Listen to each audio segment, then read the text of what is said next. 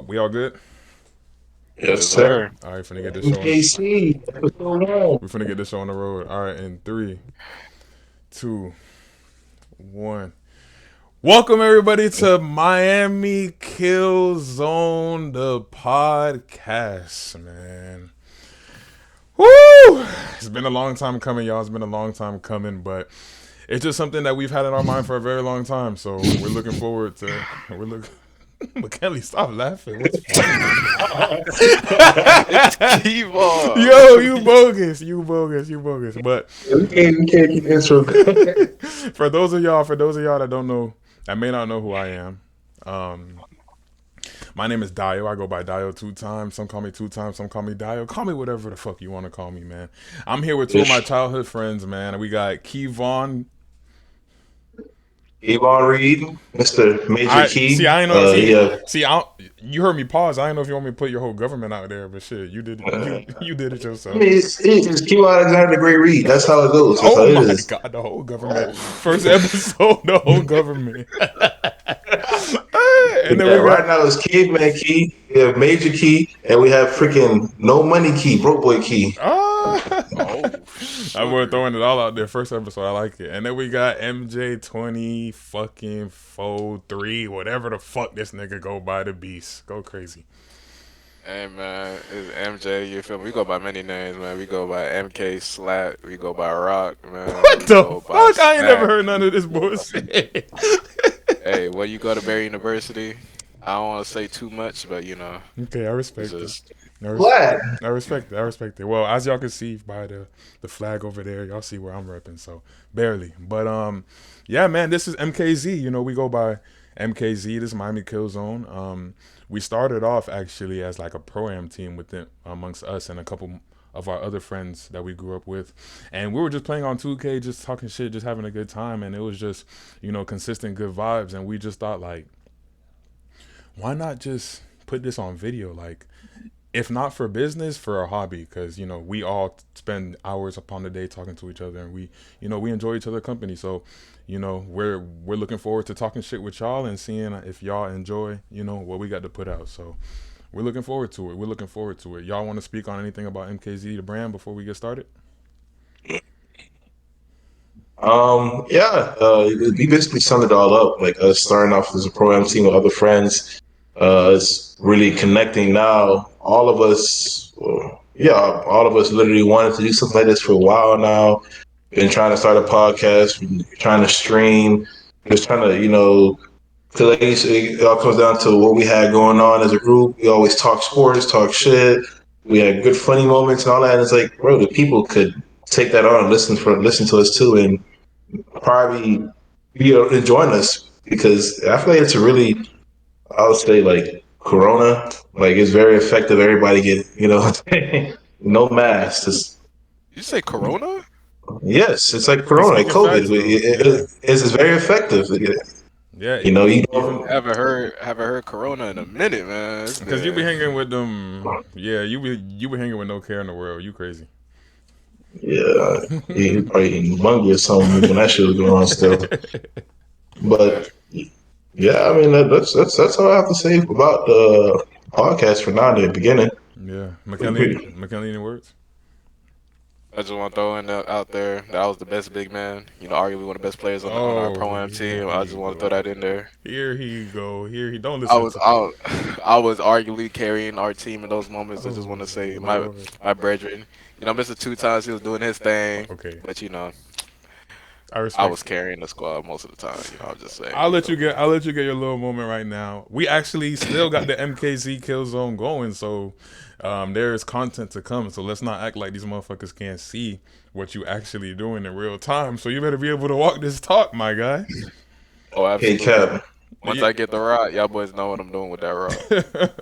But yeah. Like McKinley and Kevon said, like we're really just trying to establish a space and help people out, help give people inspiration to do things that other people before us inspired us to do.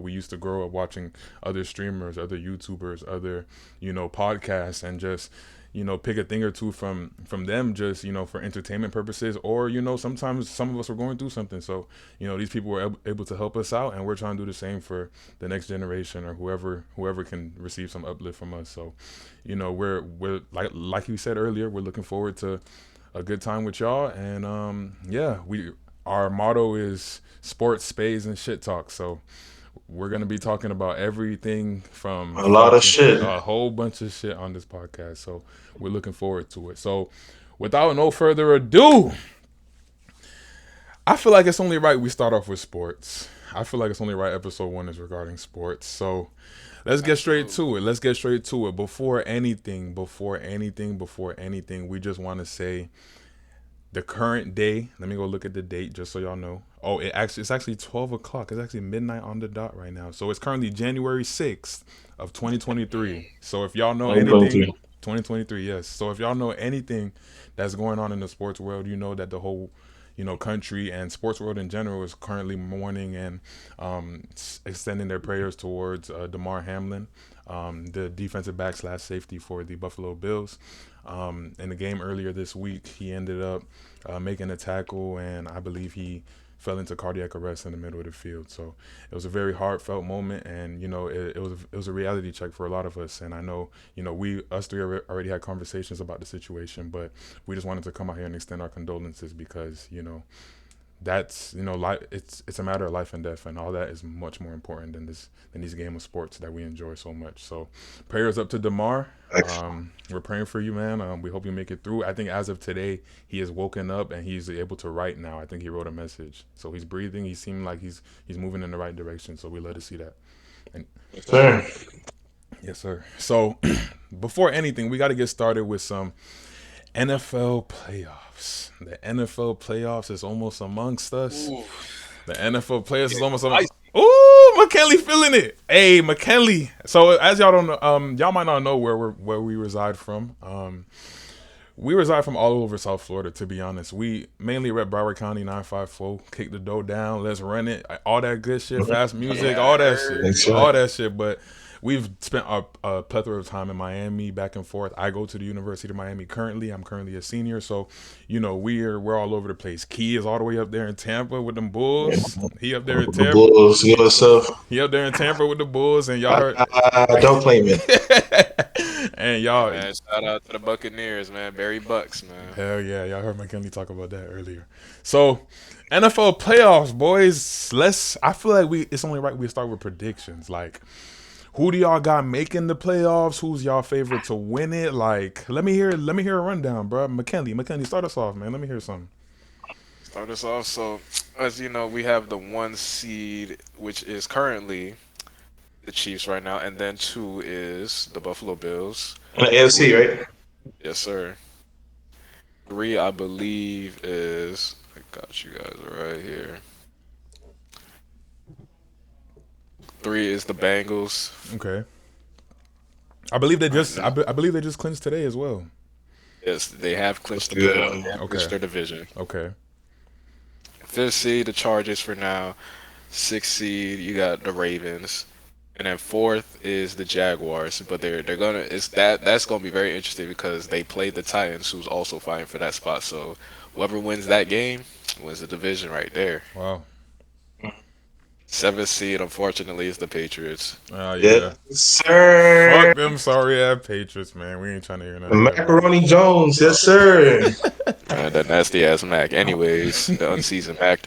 But 8th, we got right behind one of the best teams in the NFL, the Miami Dolphins. Miami Dolphins. Miami Dolphins. Miami Dolphins, number 1. Hey. Come That shit on fool. now. I was back in 1972 when they made that song. Hey, watch out, Hey, bro. and guess what? At 72, undefeated Super Bowl. Damn Anyway, right. Have y'all ever done that? Have the Patriots ever done that, Key? I don't picture the most rings in NFL history. I'm just saying. So, You're saying. tied. You're tied with the Steelers. You're tied with the Steelers. with the most, you're right. Tied with the most. Yeah, whatever. Because of one man and one man only. One man that.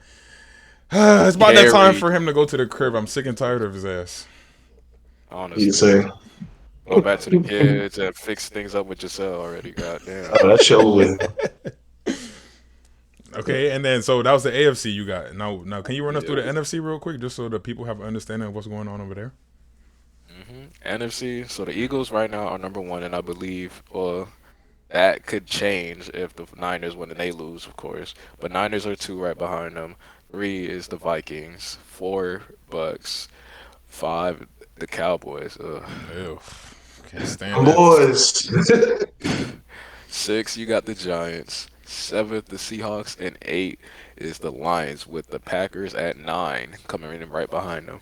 Okay. Shout out to the Lions. Shout out to the Lions, man. For real, man. They But yeah, they they doing their thing over there. I would have never had no faith in what's his name, but shit, Jared Dan Goff. Campbell, yeah, Jared Goff, last Dan Campbell too. I mean, both of them are very and interesting. amazing. Yeah, both of them are very interesting characters, and it's seeming to cause a change over there in Detroit. So we're looking forward to see what they got going on. But Key, like, do you have any?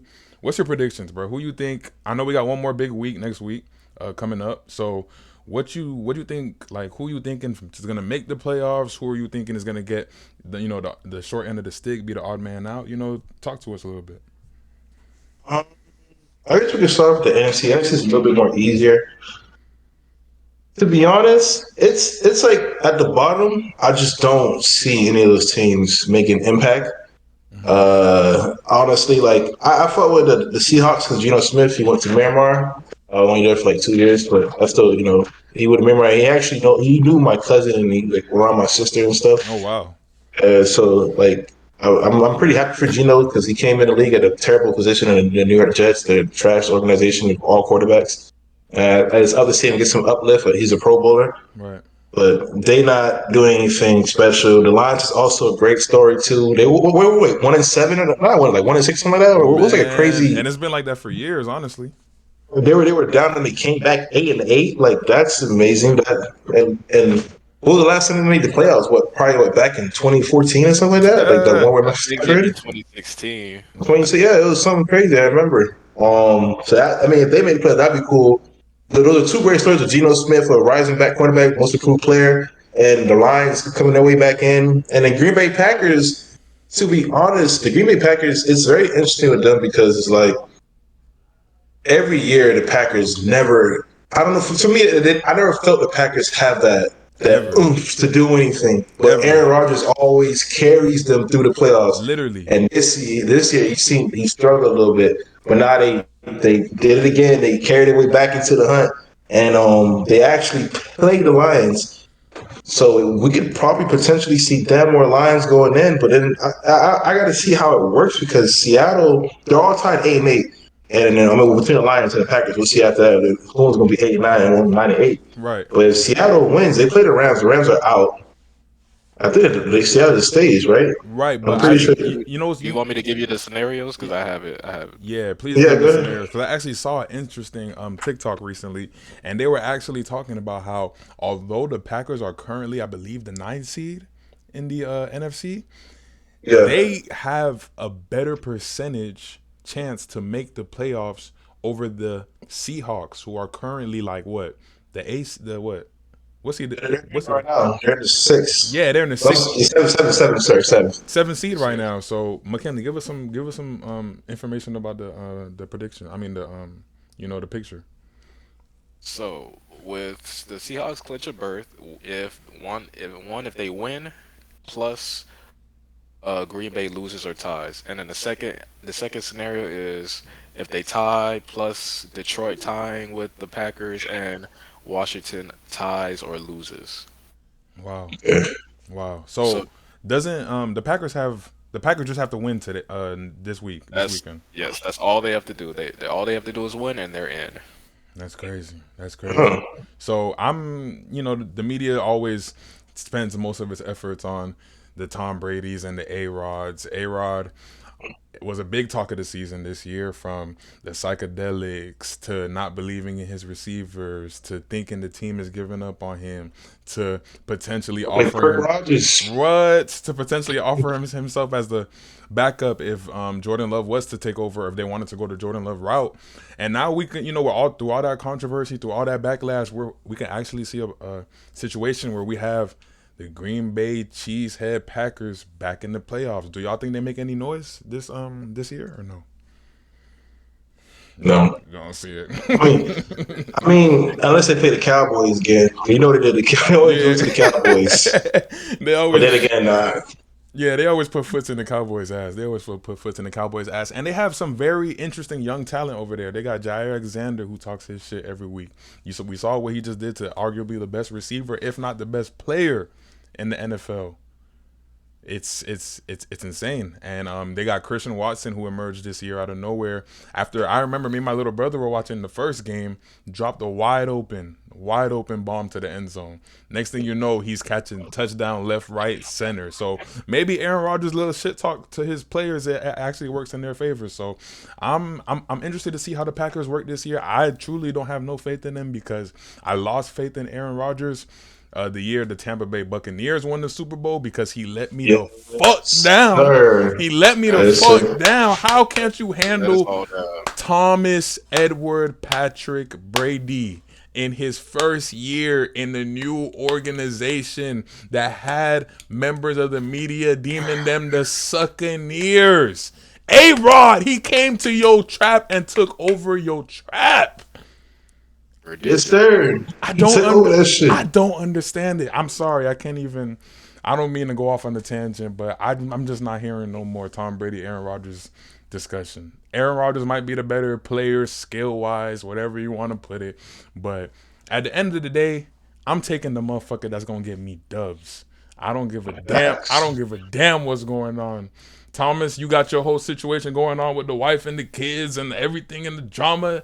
Give me that damn Super Bowl, damn it. I'm taking Tom Brady over all that. McKinley, what you think? Yeah, I absolutely agree. I really don't believe in the Packers because they just don't got enough, in my opinion. Like offensively, they're gonna be fine, but once they face, because since they're gonna be a low ranked seeded team facing either the Eagles and or the 49ers. Yeah. Like if you see one of those teams and their defenses, they're both of those teams be defenses. Oh my goodness, Literally. they both get to the quarterback. They both all can cover well. They got great linebackers, solid linebackers. It's gonna be tough for A-Rod, especially with these young guys who don't have that playoff experience. We're not used to that type of pressure, and plus you're going on the road against those teams too in their place. It's gonna be very tough. It's gonna be very You're gonna need historic performances, man, throughout the whole team. Everything gotta go well, especially since last year. The thing that they cost them the most against the 49ers last year was special teams. Yeah. Literally. That's always a problem, bro. Special teams for them.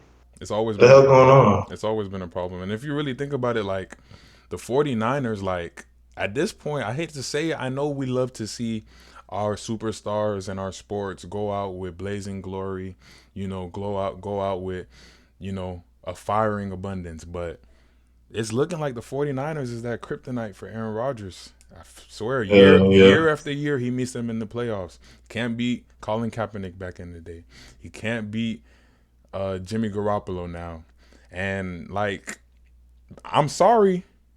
I'm taking the 49ers team, even with a newly thrown into the fire Brock Purdy, before I'm taking Aaron Rodgers and the team, let's say, that the front office has put around him and the Green Bay Packers.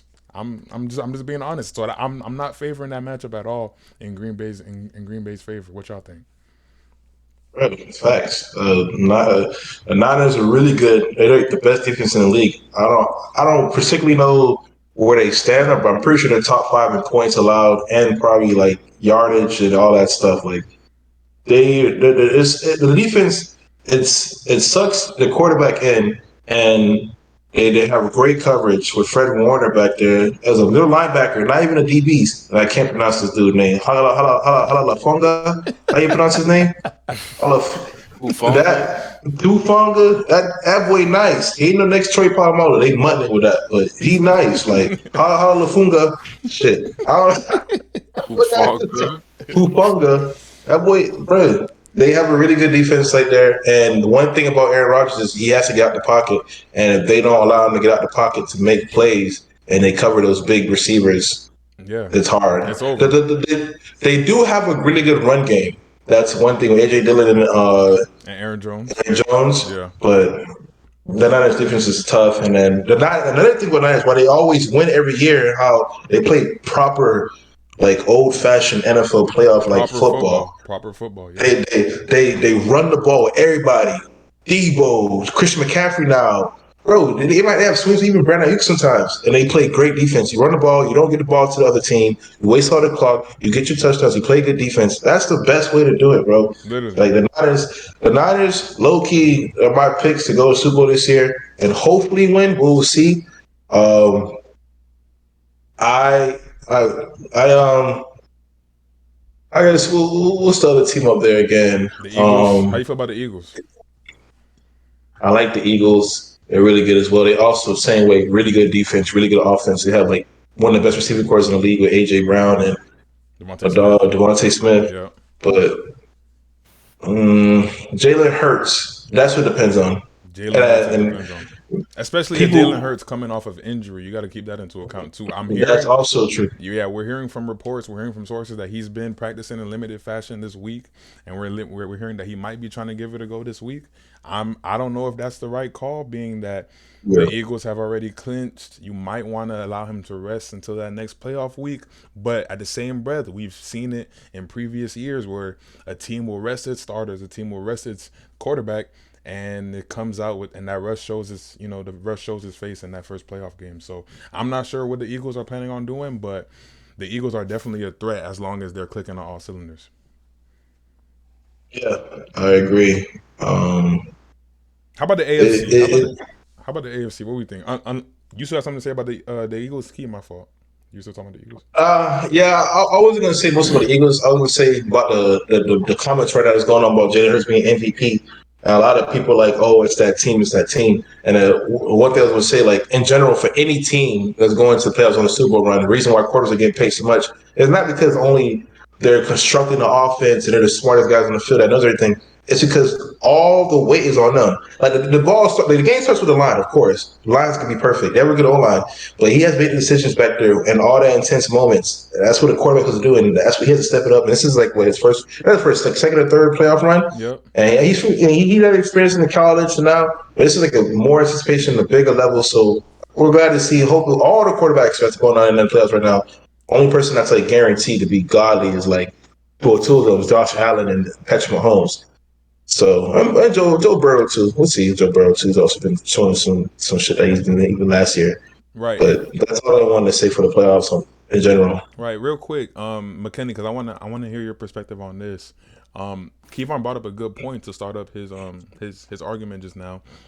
I'm honestly tired of hearing the media or fans or anybody that has an opinion on the sport discrediting these quarterbacks and discrediting these players in general. I've never been a big fan of the whole system talk, like the system makes the player, because at the end of the day, you have to get out there and you got to perform. We're talking in front of thousands of fans on a week in, week out basis. We're talking about the top people in your sport from top to bottom.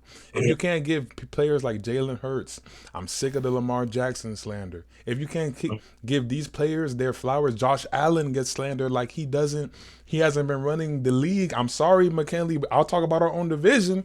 They've been running the league the past 2-3 years. I know it hasn't resulted in the ultimate success that they may have wanted, but let's not act like the Bills haven't been a top team for the past 2, 3, 4, 5, years since he's been in the league. So like, I think we need to give more credit to these top players, because a lot of times when, first off, we in our lifetime have been fortunate enough to see the greatness of a team like the New England Patriots and a player like Tom Brady who have completely shattered the mold to what it is to win in the league. We think what we saw from teams like that is regular, when in fact we're not even seeing it from the best players of our current generation, like Patrick Mahomes and things of that nature. Like, it's an unimaginable feat. So we need to give these players their flowers as far as making it to deep in playoff runs, making it to the Super Bowl, and doing it a lot of times with less, just like Lamar Jackson has been doing in Baltimore Ravens since he got thrown in that fire at the end of the season. So I'm interested to hear your take on just how the media views the quarterbacks, McKinley. So going along with what you're saying, yes, I do agree. Someone like Jalen Hurts with the season he's having, he's throwing about 248 yards per game. He has 22 touchdowns on the year. He has 104.6 QBR rating right now. And currently he has 3,472 yards, which I believe, if I'm correct, puts him around top 7 Yep. in Yep. yards. Yep. In yards. So and then he's third in QBR with a 69. Jalen Hurts, he's been phenomenal for this team. Everybody could say, well, with the new addition of AJ Brown, yes, and obviously Devonta Smith improving as a young receiver, has really helped him along, and plus obviously having a good old line, just a good team in general. But at the end of the day, like you were saying, Jalen Hurts, he has to come to play. He has to make those reads. He has to make those throws, be accurate, be on time with his throws, make good decisions. And being a dual threat quarterback he is, adding that dimension of the running game himself, being an extra runner, which just makes their run game just more explosive and just gives them more viable options. Teams got to be aware of read option keeps or shit, or even just quarterback drawn plays just for him just to get out in space and just get a few yards. Right. He's very dynamic. He's very dynamic, and and the Eagles have been able to use him in a multitude of ways. I believe Nick Sirianni is the head coach, right? Yes. Yeah, yeah. So I mean, he's done a great job since he's got in, and I know the Eagles have had a recent success recently, but the Eagles are a staple in this league for years to come. As long as they got Jalen Hurts and this core around him, I think they can be a major player for a very long time. So is he at the front of y'all's MVP race right now, or what y'all thinking? For me, it's got to be Patrick Mahomes. I For can't what argue that. I cannot argue that. Like it seems like it's just so easy to say, but it's just when you just look at the tape, you look at the team. Like most teams didn't think the Chiefs would be the number one seed once again. We thinking with the trade of Tyreek Hill, we're thinking, oh, Mahomes, he don't got that deep threat anymore. Yeah, he's got some speedsters, but nothing like Tyreek Hill on this team. He's going to drop off considerably. What is Andy Reid gonna do? And that defense as well. They talk about their defense a lot being weak or whatever. So, but that team and just Patrick Mahomes himself, just once again, has proven that he is the best quarterback. He is the quarterback that you want on your team, making all the throws, even the most insane throws, no look throws contorting his body, having his feet in different position, off balance, whatever throw that you need, he can make, and he's the guy that you want on your team, on anybody's team. I'll take him right now on the Dolphins. As much as I love Tua, you know, if Mahomes was an option, I'll take that boy in a heartbeat. Shit, I'm still of the mindset that we should have drafted Justin Herbert, but that's another discussion for another day. How you feel, Key, about the MVP race? It's it's interesting. Like I feel like when it comes down, like you said, Patrick Mahomes. At first, his first thing that came in my head too, and I hate how like the media was on him in the beginning. And the one thing, like he also has Travis Kelsey, the best tight end in the league. So it's like I don't see how they were going to struggle like that. And everybody was talking crap. It was mostly because the Raiders got better, the Chargers supposedly got better, and the Broncos got better. Let's ride. But I see it, but it's like I feel like Patrick Mahomes is at that peak now of athletes, like even like LeBron James, like Tom Brady and them. For him to win MVP, unfortunately, he'll have to have like another 50 touchdown, 5,000 year. They're not gonna just give it to him because like honestly, he's like top three players, not even quarterback players in the league every year. So Right, he can win it. So it's like right. I He's would put him on top. Go ahead, what you want to say? no. I was just gonna say like he has definitely reached that threshold where he is at a level where it's like, okay, we know you're this great. We need to see something we've never seen before, in order to hold you to I that think same yeah, caliber. it's true. Literally, Yeah, it's not fair at all, but it's very true. yeah. Like so, and it's like Jalen Hurts seemed like the easy answer because they're the best team in the NFL. They were undefeated for like a little bit, but I guess I'm gonna have to stick with Jalen Hurts. Joe Burrow, I like Joe Burrow's play too. He's been really good. Um, this year has been easy because last year I remember Cooper Cup he had the triple crown last year. Yep, Yep. yep. This year, we don't really. I don't think we have anybody beating the quarterbacks out this year, huh? Now Nobody, that I think about it, and to be honest, I mean, I guess you could throw Jettis in there, but I feel like Oh yeah, yeah. yeah, you could throw Jettis in there, but But I after that game, yeah, after that it's game is it was just a bit of exposing, and I'm not even gonna put it completely on him. I love Kirk. I love the dad swag. I love the dad drip. I love the 20 chains Kirk Cousins, Kim Folk Kirk, whatever you want to call him. But let's be real. Let's be real. And he's shown this trend throughout the entirety of his career. He's been a very solid quarterback, a usually very reliable quarterback. But when them primetime games hit, when it's time for the money to be pushed to the center of the table, it seems as though time and time again we see flops. We see flops, and you know, I just wonder sometimes what a player with the caliber of Justin Jefferson's numbers would look like if you gave him one of the top quarterbacks in the league and watch him work with them. Bro, it's literally the same thing with Stephon Diggs. He was playing with Case Keenum, Sam Bradford, and he had to go with Josh Allen and just having crazy years over there. Yeah. Like it'd be crazy to see Jay Jettis go to the Patriots with Mac Jones. Like crazy. Oh no! But No way you just no way you took It'd be that time to crazy throw that work. in there.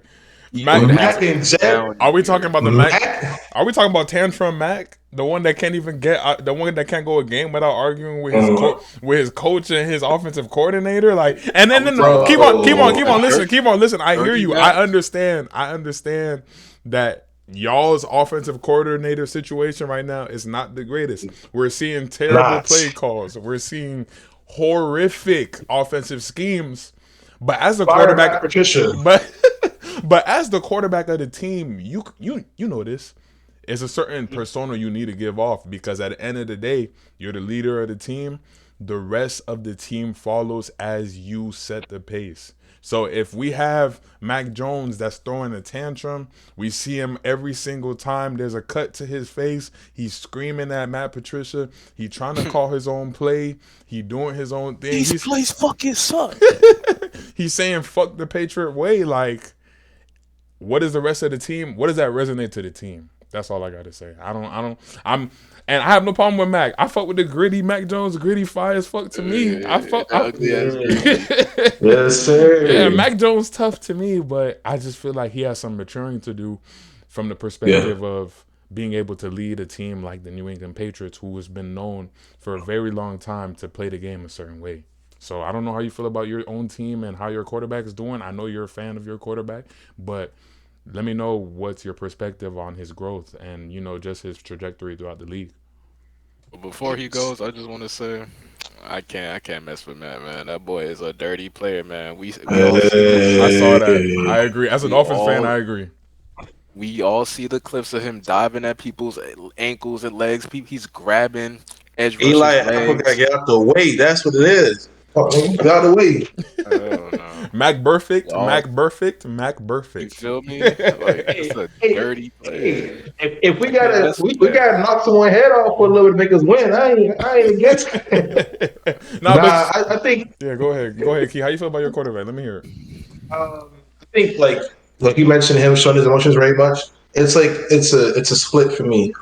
For me, like when I competed too and played football, or like even if we like play basketball regularly at pickup, I love that shit from my teammate. Like you can clearly see Mac Jones wants to win.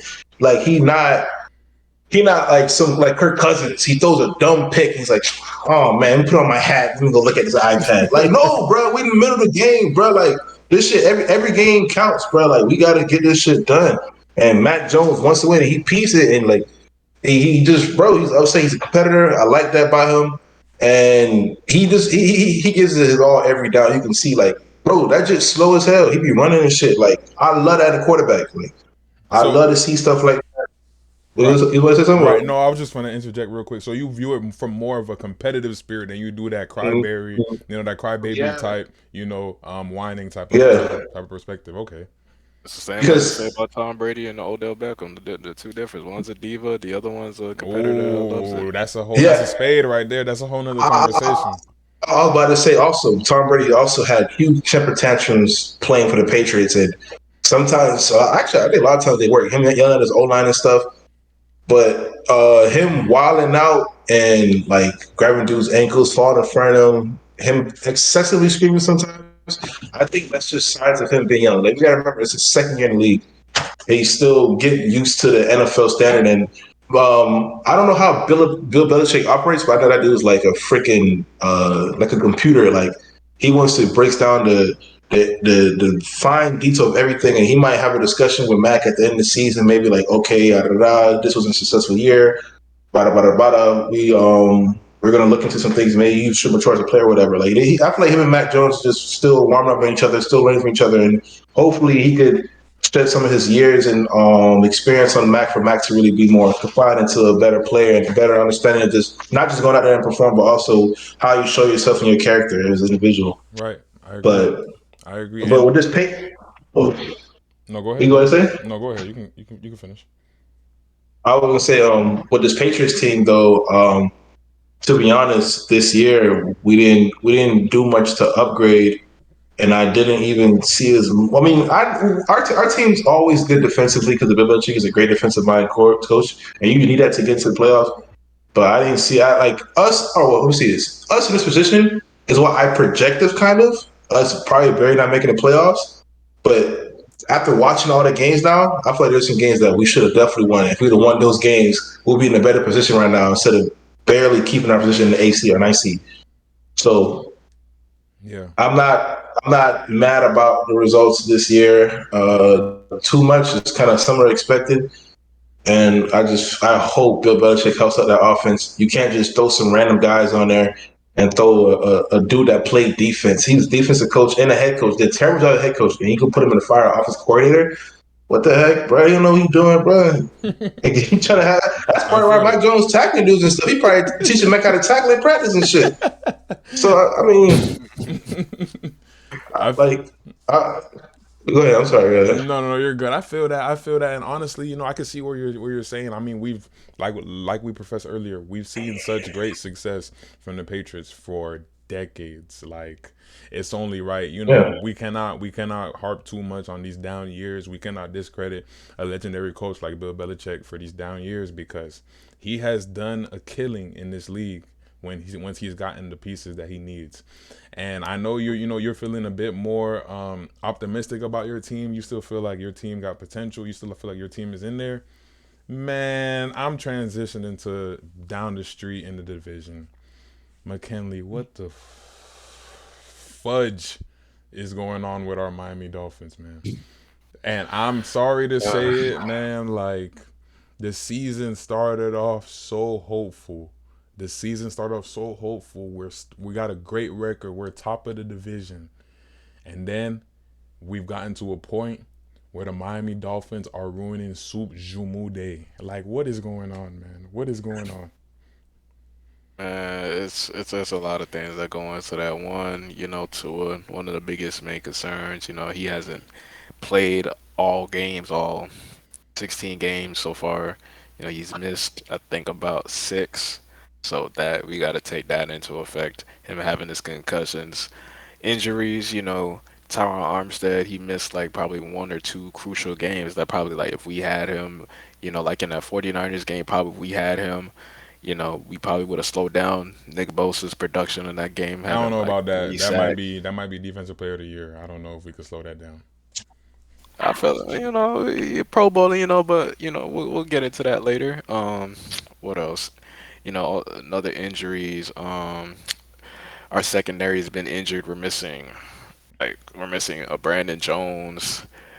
X has been a little hurt. Hasn't been performing like how he used to. He's getting beat and burnt.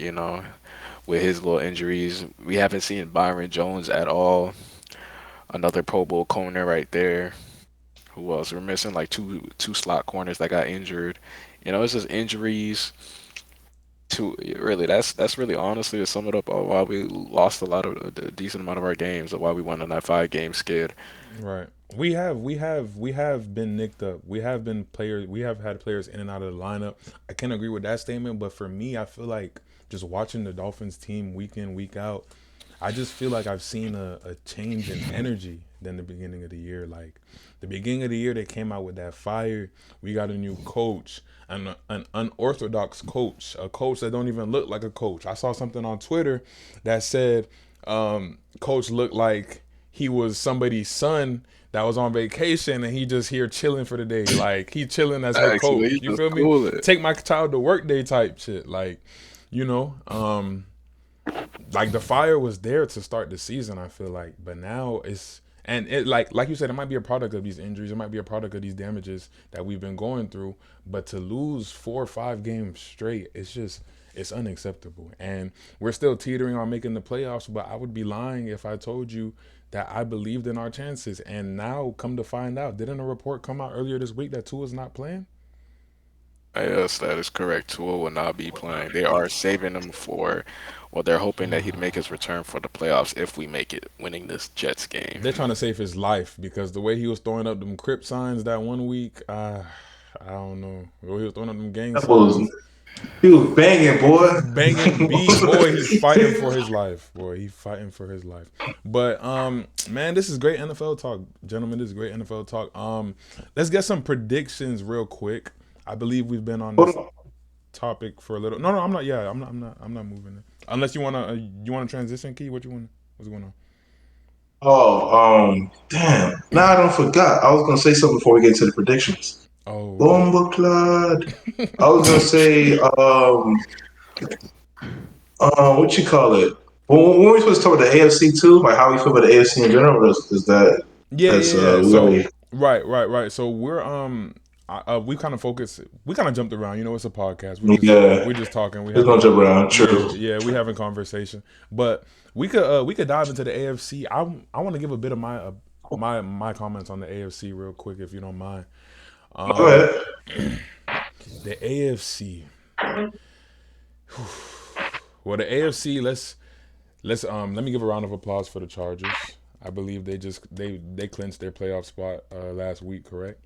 So Yes, they have. yeah, so Justin Herbert finally got his guys to the playoffs, and you know that's a team that we've seen since the Phillip Rivers days. We've seen them teeter. We've seen their highs and we've seen their lows. You know, and a lot of time I feel like Phillip Rivers is one of them quarterbacks that falls into that category where it's like, yes, you're a trend. You know, you are a very very top tier talent, but it's just I feel like there's just a cloud that's always been overshadowing him, players like him and others, where it's like, damn, like, you had this talent, like a Tony Romo, like you had the talent, but it's just the success never matched up. So it's nice to see the Chargers back in the playoffs.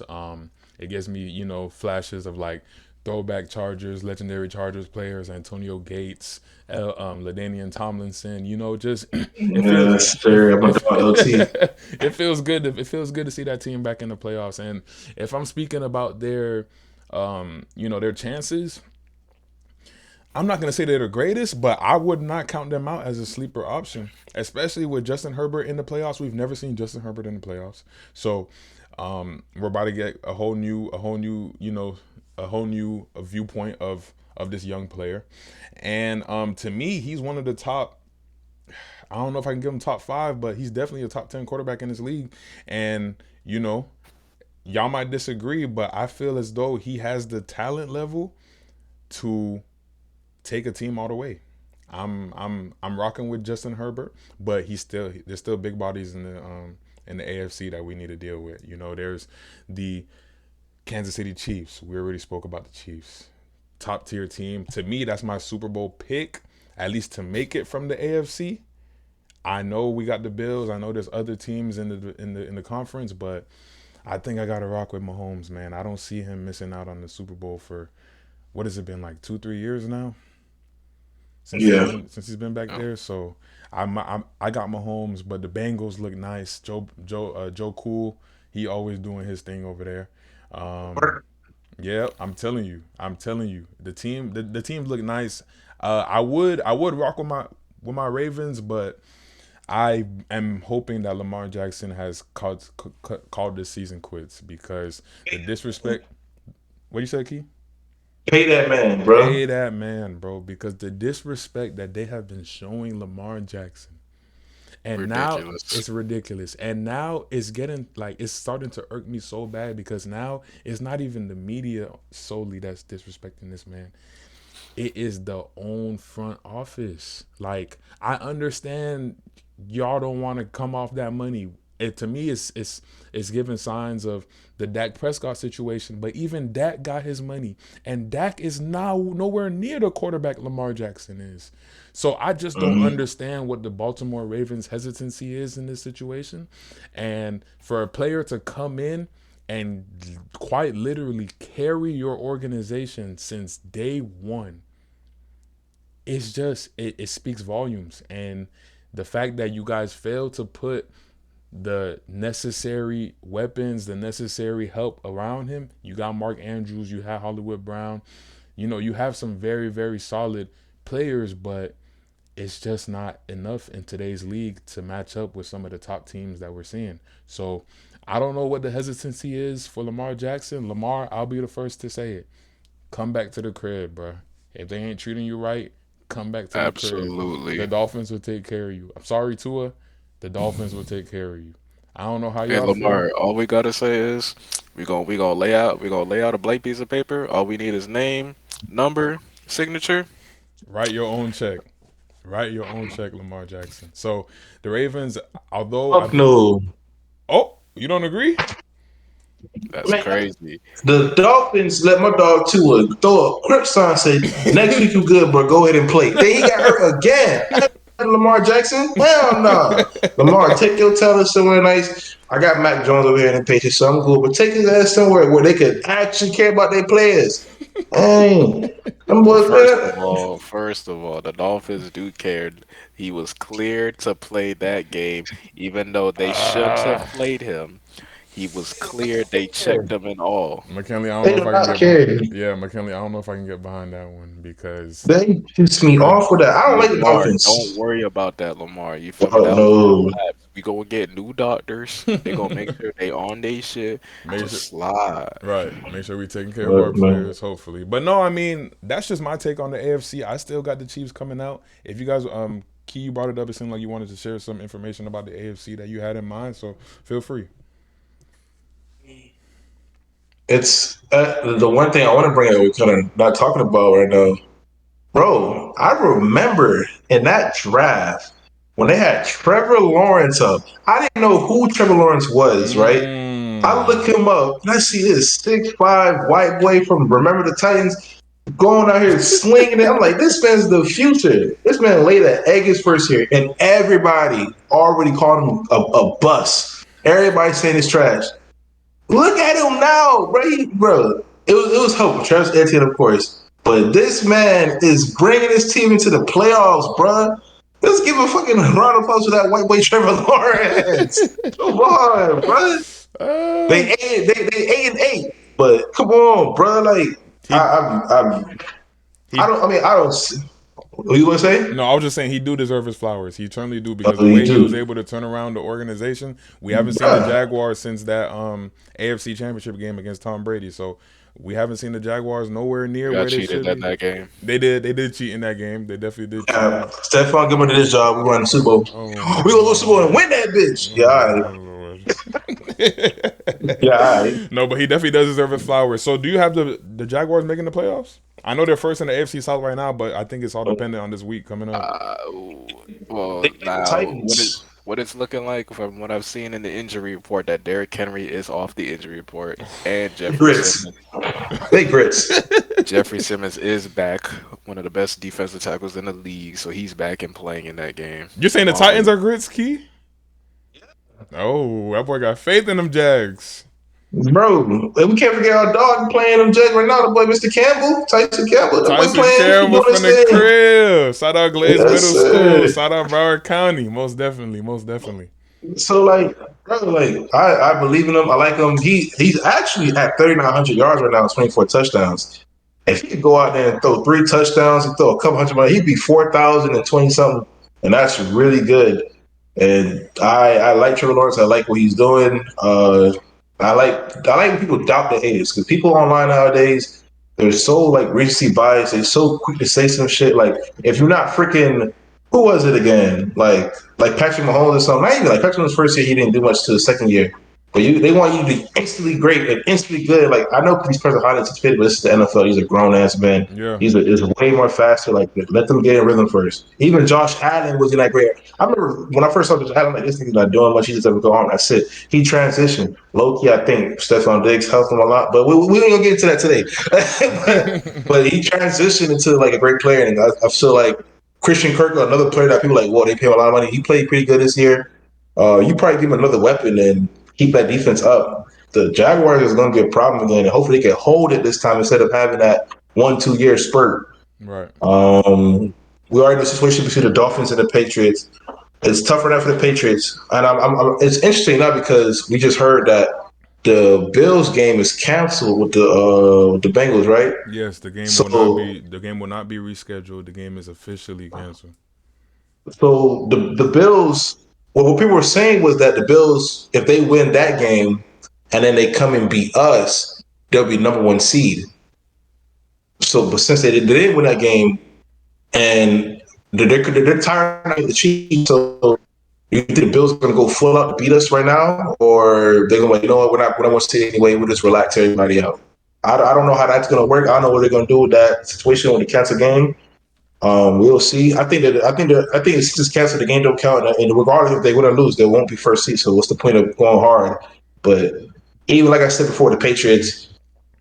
If we beat them, then it is what it is. It's cool. I don't see us doing much in the playoffs.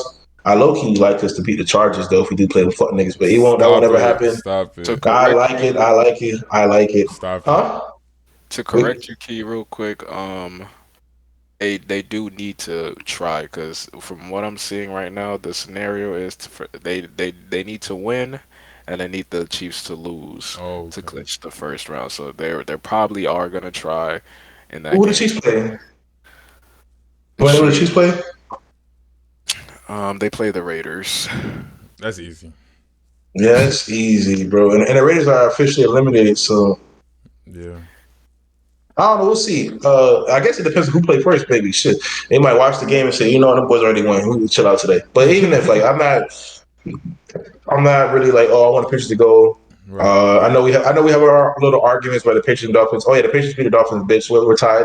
Anyway, He had to throw that in there. He just had to throw that uh, Yeah, in there. uh, but I don't know. It doesn't matter to me. I'm this year. I'm not a Patriots fan. This year, I'm a Niners fan. Quest for six.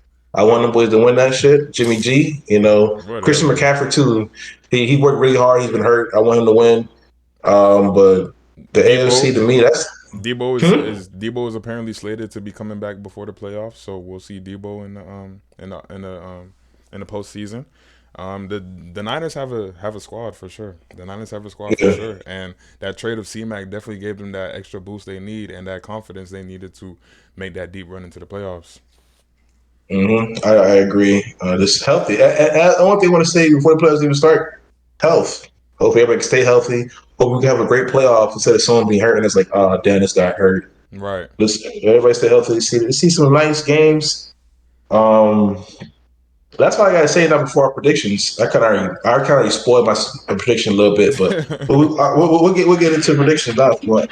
Yeah. Real quick, just one last thing I wanted to bring up before predictions. McKinley, do you have anything else you wanted to say, or you mind if I transition to this point I want to make? Um, you go ahead and transition because I'll say what I have for the predictions. Okay. Okay.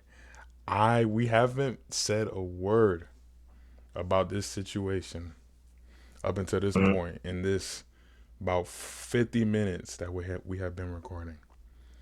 Can we just take a moment to give credit to rookie head coach Brian Daboll for what he has going on with them New York Giants? I must give them some sort of flowers because to me, and this is to me, I understand Saquon was slated to be a generational talent coming out of college. And I understand he's been nicked up. I understand he's been going through injuries, and he's still performing to a respectable level. I had and still have, I'm sorry to say, zero faith in Daniel Jones. But for this man to come in his first year and take the Giants to the playoffs, a team that hasn't made the playoffs since that famous Odell Beckham yacht picture, the yacht curse, Oh man. like that deserves some credit. That deserves some credit, and he's coming. He's bringing the right energy towards his team. He's coming with this moxie, if you will, that has them clicking on all cylinders. Like I'm loving the Giants. I don't see them going nowhere, but just to see them make the playoffs is a sight that I would not have expected at the beginning of the year, with the whole rookie head coach looking like it's a worse situation than the last year, and they've turned it around. They've turned it around. So I just wanted to give my quick props to the Giants, man. They're not going nowhere. And just like them Cowboys, we ain't even talk about the Cowboys today. The Cowboys is a whole discussion we got to have at some point in time. But they ain't going nowhere. They ain't going nowhere, point blank, period. But I just wanted to throw some flowers at Brian Daboll because I believe he has done a great job and he should be in the running for Coach of the Year. He should be in the running for Coach of the Year. To add on to that, we also gotta, give some credit to Daniel Jones. Daniel, he's been playing at a phenomenal level. Grant, and especially when he pretty much got barely any weapons. Kenny Galladay is nowhere close to what we thought he was gonna be. He hasn't been playing well at all. He's lost some weapons, like I believe he's lost Sterling Shepard during the year. Yep. Darius Slayton has probably been in and out the lineup, so really it's just been Saquon, him, just trying to manage whatever they can in that offense. And a big credit to that also, yes, like you were saying, we got to give Brian Daboll his flowers. An amazing offensive coach, scheming up great runs and great passes, making the game a little easier for the both of them, and really, especially reviving Saquon's career. We thought, a lot of people thought, like, he's just not the same guy anymore with those injuries, and thinking that he's not going to be that guy with that generational talent that we all thought he was going to be. But lo and behold, you pair him up with a great head coach and Brian Daboll, what he's showing us. He's arguably a top running back, probably one of the best running backs in this league this season. That's very true. That's very true. And like you said, credit has to be given. Although, like I've said, I never had faith in Daniel Jones. I cannot deny the fact that he has been playing at a respectable rate this year. And he, along with Brian Daboll and the rest of that Giants crew, have managed to secure a playoff spot. So credit to the Giants, But as we get into playoffs, man, let's hear predictions. As we wrap up our NFL talk for today. Let's hear predictions. I just want to hear Super Bowl predictions, man. I know we might want to get into the nitty-gritty, but I'm thinking about the big dance. So what are y'all thinking about the big dance? Key, let's start with you.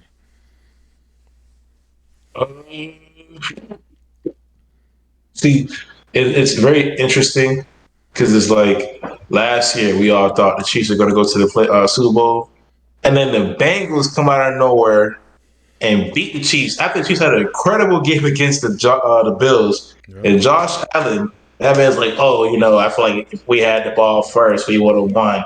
Man, the Bengals didn't have the ball first in OT, and they still won that shit. Come on now. Like all that. I mean, now the NFL there's two sides to it now. So, but yeah, I feel like that was an excuse.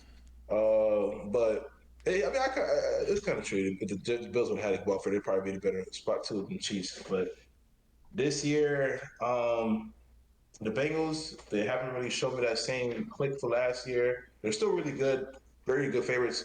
The Chiefs are good too. But the one thing about the Bills that they have, even though they did lose, they lost Michael Hyde, right? He's out the rest of the year. Yep, he's out. They still have that good defense. I know Von Miller's like been injured, all that. They still have him. I feel like Von Miller's like freaking Jimmy Butler. Like when it comes down to playoffs, that nigga just has a 10 plus attributes. Right. Did he have surgery? Did he have surgery though, or am I tripping? I gotta switch that up. I know they say he was going to have surgery, and then he's like, I don't know. Yeah, I remember hearing reports about his surgery. I wasn't sure if he was out for the season or if he was going to be making a playoff return. But I thought they said he was gonna. Yeah, but I remember them saying he's gonna come back and just take off a few weeks. Okay. But he can. I mean, could go check. But they still have Tre'Davious White, still have Jordan Poyer, like two great DBs. The D line still go. I think Ed Oliver is still there. Uh, the Bills have a better defense, and sorry to say it, it's the same reason why the Chiefs lost in that Super Bowl. I mean, not really the same reason, but sometimes they kind of set up with Mahomes. Mahomes is talented, but when they come down to this pressure and this intense playoff run, if they play the Bills, I don't know if I can say they're over the Bills, bro. I say this: Mahomes is gonna be Mahomes. Like he's guaranteed. I think it relies on how that offense operates around the Bills defense and how Travis Kelsey is played. Correct. If they don't let Travis Kelsey go off, bro, I don't that is Scatland, Juju, the TikTok. I don't see them Corvette, boys Corvette. outdoing that defense. Corvette. I don't see them boys outdoing unless what was one thing we didn't bring up about the NFL. Mm-hmm. That boy Odell is still a free agent. Ooh. If Odell's okay, everybody thinking, oh, what the Rams? Maybe he go back to the Giants. Maybe he goes to the Cowboys. Yeah. I think it's maybe he doesn't come back this year, or he might go to the Chiefs. That is If a he goes to spin. the Chiefs, That is a spin. Bomba Clyde. We might see something real good, dog. I'm telling you, that'd be crazy. But I got the Bills coming out of the AFC, and I'm saying, like I said earlier, spoil a little bit. I like the Niners. I know the Eagles having this great run. The Eagles is doing their thing. But, bro, Jimmy Garoppolo, if he comes back, well, it might be Brock Purdy. If it's Brock Purdy, I want to say the Eagles because I don't think Brock Purdy's ready for that. He like, oh, I'm Mr. Relevant, I'm doing my thing right now. But the playoffs is a whole different beast. You have Whole different experienced players on beast. other teams. Yeah. They're gonna do you in. But Jimmy G comes back in that offense, bro. I got Niners, push for 6. And I Ooh. got Niners beating the Bills because fuck the Bills still. Even though I got to go to the Super Bowl, it's still F the Bills. They ain't our division. Fuck them boys. And that's my prediction for the Super Bowl. I like it. I like it. Smacks. So, update on Devon Miller. He had torn his ACL and Mm. had surgery, Bomba! Yep. so he is indefinitely out. I Yes. thought they say he was gonna be there. I still got the Bills though. But yeah, they still play good without him right now. So Yeah, damn, that's I didn't know true. he was out. That's my fault. Yeah, man. Yeah, I remember hearing that he got the report came out that he was out for the season. So prayers up to Von Miller, but I'm sure he's gonna be fine. He got his bag anyway. He good. But Smack, what you think? Oh man, so let me start with the NFC. Uh, I got the Eagles. I like what I see from the 49ers. That defense is hellacious. Oh my goodness! Like when they played against us, I'm like, damn, we can't move the ball. Tyreek Hill, we like even though we had like explosive plays here and there, but they really limited us. They got to us to Tua. And then Nick Bosa, he's been going crazy this year. He's been doing this thing, especially coming off his injury. That linebacking core, like everybody says, the first thing they say is Von Miller. I mean, not I'm gonna say Von Miller. Fred Warner, but Dre Greenlaw he has been tremendous. Like he's to He's me been an insane. underrated player in that defense. He's oh my goodness. Like he really showed it. He's been showing his face. He deserves some credit in that linebacker core being so great that it is. Along with obviously Fred Warner doing his thing, being the best linebacker in the league. But I have to take the Eagles because to me they're just a more well-rounded team. I like their secondary a bit better than the Niners. With Darius Slay and then James Bradley, two shutdown corners. You can't really go wrong with that. Also, then in the backside, you have C.J. Gardner Johnson. He's been playing phenomenal ever since he got traded over there. That's been a huge pickup for them. And their D line is oh my god. Even though they just recently lost Josh Sweat for he was carted off with a neck injury. Even though they lost him, that defensive line, man, It's a they get after it. it's a problem. Yeah. The rookie doing his thing. Yep. Jordan Davis is a big body. You just can't move him. Fletcher Cox still getting after the quarterback, doing his thing. Brandon Graham still doing his thing. They just have depth in that D line, and they really get after you. Hassan Reddick, just a beast off the edge. And then we talk about that offense, man. AJ Brown and Devonta Smith, arguably one of the best wide receiving duos in this league. I say second to Hill and Waddle. Say Got to shout that out. Got to shout got that out. to. And then they got Miles Sanders in that great O line. Even though Lane Johnson did get injured, and I think he will be out for the playoffs. I believe I would have to do a Oof, little that's a big research on hit. that, but That's a big hit. Huge hit. that their offense is just, and then their head coach. Yeah, even though I give obviously the edge to the 49ers with Kyle Shanahan, but man, that team to me they're just a lot more well rounded. You just got the better QB, and that Jalen Hurts is gonna take them far. It's gonna take them real far, and that's my favorite coming out of the NFC. Okay, and then the AFC, who you got? You still rocking with the Chiefs? You know, I feel like if the Dolphins make the playoffs, I feel like we got a good shot. And I'm Yeah. not being unbiased. Now, a lot of people think I'm being biased right here. But like, just hear me out. Just hear me out. All right, bet. If Tua comes back, hopefully, everything's good. He's cleared and all. But if he doesn't come back, then it's kind of grits. If we make it, it is what it is. But if let's just say he comes back in this scenario, and that offense, man. I know Tua and everybody, they're like, the defense go collapse in the middle. They're just gonna shut down the throwing lanes in the middle. But I feel like Mike Daniels is gonna scheme up some great ways of getting more guys open. You know, he's been doing a great job all season long. He's been playing chess with a lot of these defenses. Even though you could say the the Niners and the Chargers, they really did a good job, but that's okay. That's fine. Once Tua, gets right, we feel like we have a shot because nobody really has been able to really stop Tyreek Hill. He's been going federal this whole season. He's had like a few down games, but you know, he's still one of the best receivers in the league. And then you got a complimentary piece in Waddle, able to take care of that, and to release the pressure off of him, make the defense honest. And we got a great run game. A very creative run game, able to get our guys in space and really just let Mostert and Jeff Wilson, a huge pickup that we had this season, go to work. I like it. I like it. So And then do you still have faith in Tua to because we've seen the shocking performances the last few weeks. They've been a bit shocking to say the least. I must admit. I really can't blame him too much on that Packers game because he was concussed before that halftime. I don't And even they know what still play him. like anyways, the NFL the neurologist did not do their job in checking and making sure to see if he was okay or whatever. They did not do their job and call and put him in protocol. So that's the NFL's fault. Anyways, um, yes, Tua hasn't had the greatest performances, but I still have faith in him to make the right reads, and to make the right plays. Especially if he's unconcussed, and give him time, let his guys be healthy, let his online be healthy, and we rocking. But I feel like it'll be tough for the Dolphins, to make it far if they make it, because our defense is still banged up. Guys are not healthy. We're still, and then, with our new addition of Bradley Chubb, he's still figuring things out. He hasn't been as explosive, with the numbers as we want him to, but that's okay because he's just new to this team, and he's still figuring out trying to get comfortable and and build up chemistry with his teammates. My honest pick, probably got to be the Chiefs.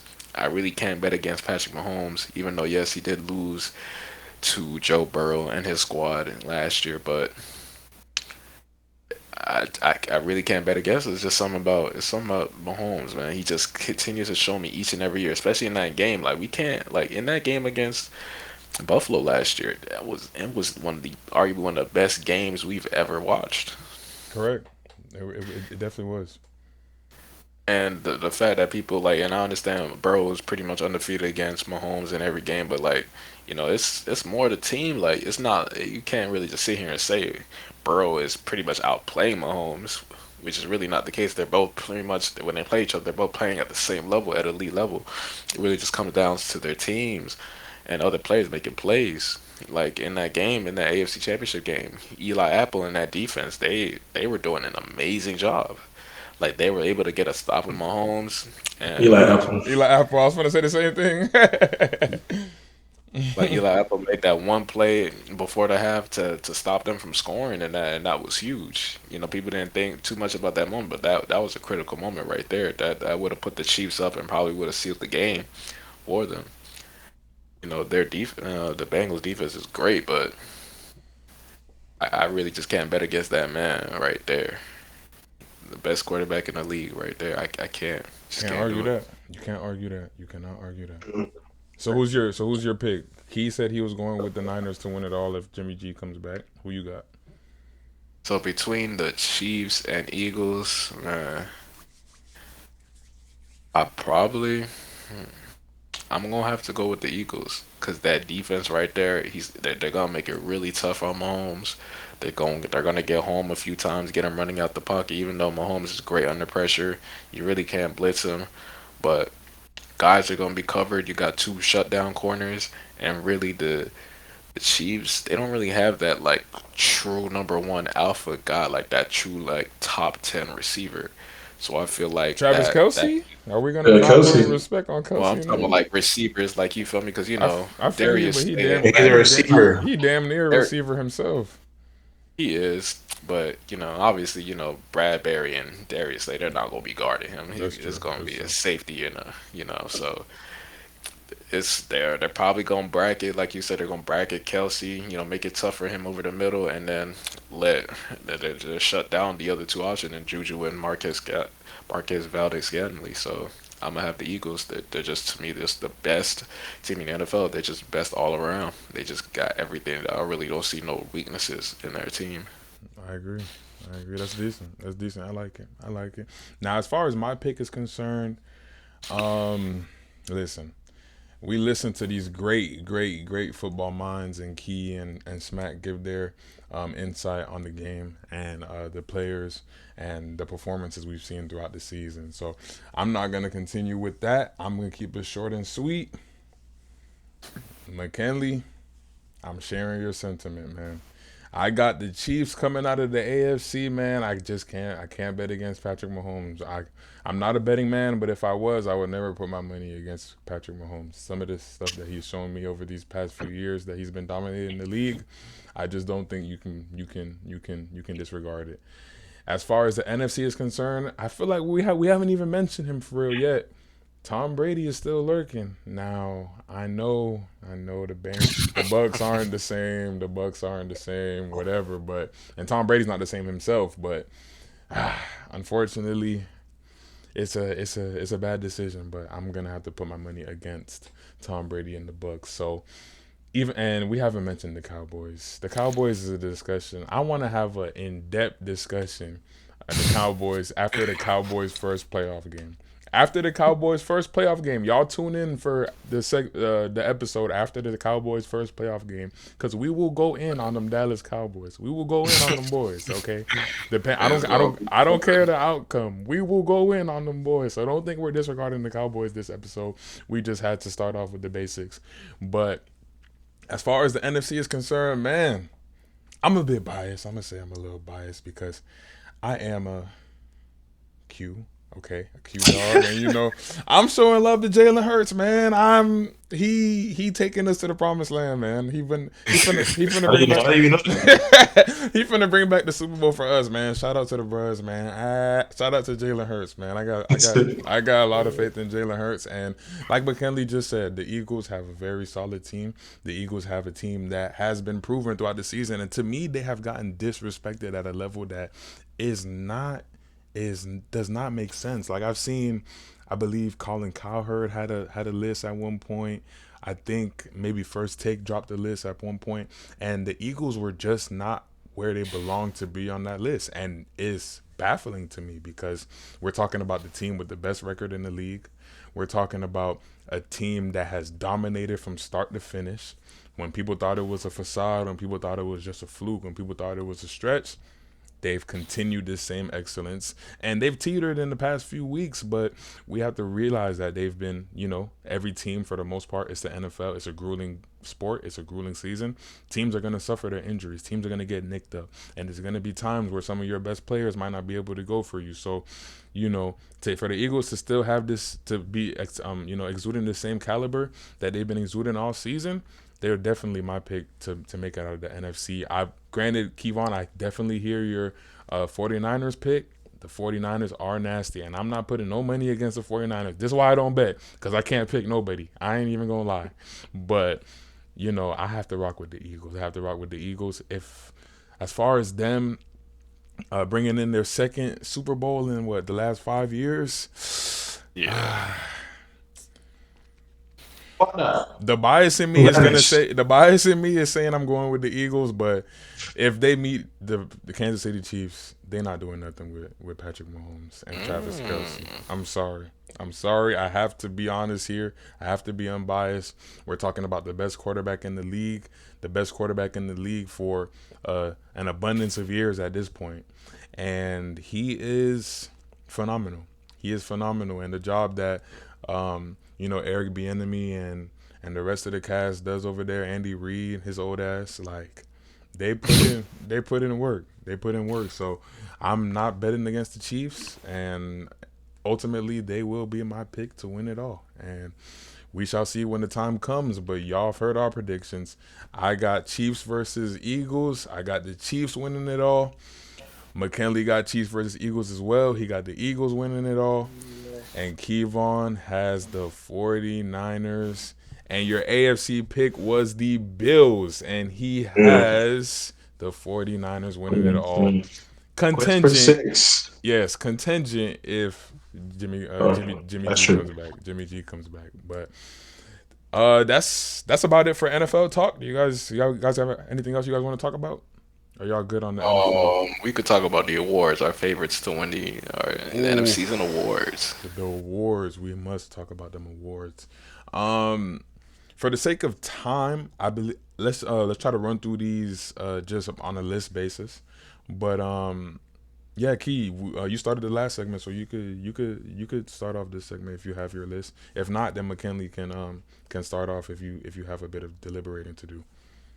I have my list. Who would we start off from? Let's start from the bottom to the top, I guess. From the bottom, damn, who will be the comeback player? Actually, comeback player of the year.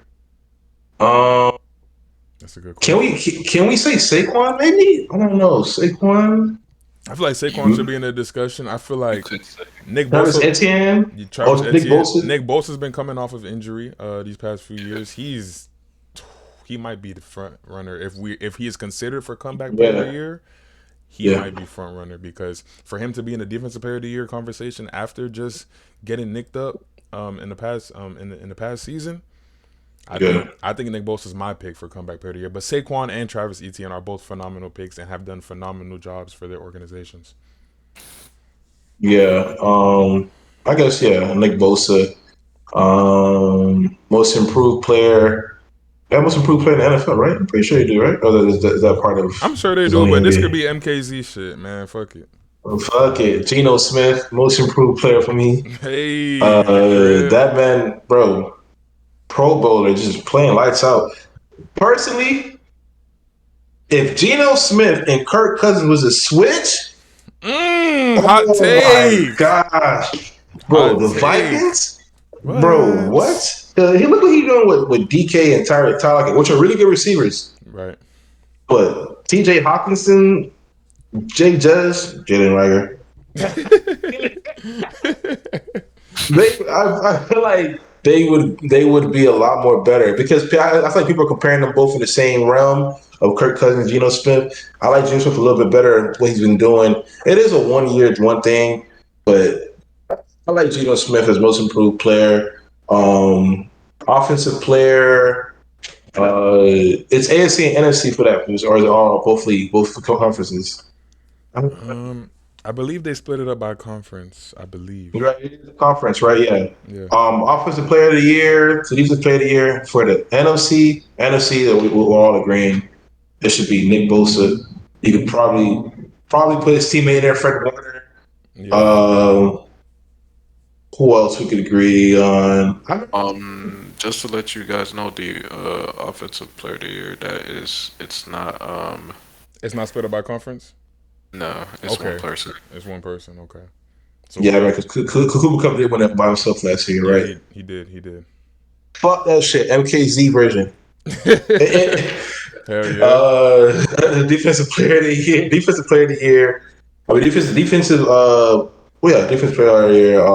So for the Nick NFC, you said Bosa. Nick Bosa, and then for Nick Bosa. mm-hmm. The AFC. That's hard. We call his name always a candidate. TJ Watt. But I don't know. This year he was hurt a little bit. Came back to it. Um, who's been like a dominant force defense? I haven't really heard anybody in the AFC, right? AFC. There's probably some super people I'm sleeping on there. Everybody, I mean, you can say the big names, but like, who would probably be the defense player in the AFC? That has been sticking out from start to finish. I like Derwin James, but After that ejection, you still fucking with him? To me, that hit was throwback football. I know people were calling it that wasn't the that worst. bad to me. Yeah, people was calling that the worst hit they've seen. I don't agree. That Vontae's worth like 10 times that. It's not even that bad to me. Like, I don't know why the hell that was even a conversation. Don't get me wrong, it is against the rules currently, and you know it's the facet of football that the NFL is trying to stray away from. But to me, that was just another big hit. I felt like I was watching the YouTube NFL biggest hits compilation. Yeah, me too. Absolutely. I guess I keep Derwin James. I can't think of anybody at the moment. Okay. Sorry for the list innovation. Yeah, no, Offensive player of the year. Offensive player of the year for the NFC. Jay Jettas, most out, and I believe he's going to win the NFL Offensive Player of the Year. Yep. When he's one of the few players to ever, in my opinion, to be the player outside of the quarterback and change games. Yep. Like, I agree. that man, bro, he's incredible. He goes out there and win games for them. It's not like, oh, okay, he just get 100 couple yards, 2 touchdowns. No, he's in the clutch moments, making big plays, and that is a lookout for the playoffs. Because if the Vikings have a good defense, if they can keep up with a team, and if it goes down to the last drive and Kirk Cousins ain't on some dumb shit, they could make a big drive to beat somebody. They can. So that's always the thing. But Jay Judge for sure on offense for NFC for me. AFC offense, everybody in that shit's amazing. You could put Patrick Mahomes, Josh Allen, Joe Burrow. Lamar Jackson before he got hurt was having a great freaking year. Yep. Dude was doing it. Dude was just talking crap about Lamar Jackson, and he was having a terrible team and still winning games. Literally. Like, did they clinch the playoffs already or no? I think they're in the playoffs right now. Yeah, they're in the playoffs. Imagine bro. It's crazy, bro. He's been out since like 3-4 games, and his team is still in the playoffs. Right, and I'm a shout out to Broward County kid Tyler Huntley because he has been doing his thing. He has been doing his thing too. It's nice to see another quarterback from the crib get to shine in and and show his game. But we know what the sole root of the Baltimore Ravens' success is. It's Lamar Jackson, and Jackson, and he has been for as many years as I can remember since he's gotten here. Since that Deion Sanders interview, fuck all that, I'm a Raven. Since that, man, he untouchable and the disrespect needs to stop. So I agree with that point. Yep.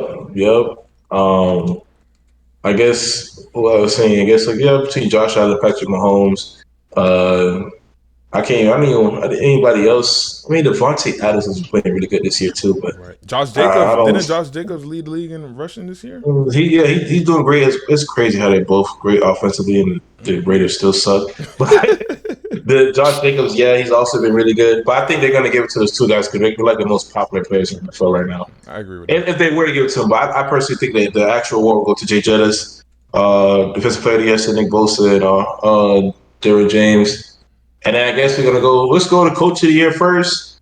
The coach of the year is always weird because Most of the time, they just give it to the best team, which they Yeah. might give it to the Eagles. Mm-hmm. I forgot his name. How you pronounce his name? I'm not gonna butcher his name anymore. Nick Sirianni. Sirani? I don't know. Nick. Big Sriracha. Nick. Sriracha. Sriracha? Sriracha. Yeah, hot sauce? They hot right now, so like, or not hot right now. Gardner mentioned Nick selling them Sriracha. boys. Nick Sriracha. Just call him Nick Sriracha.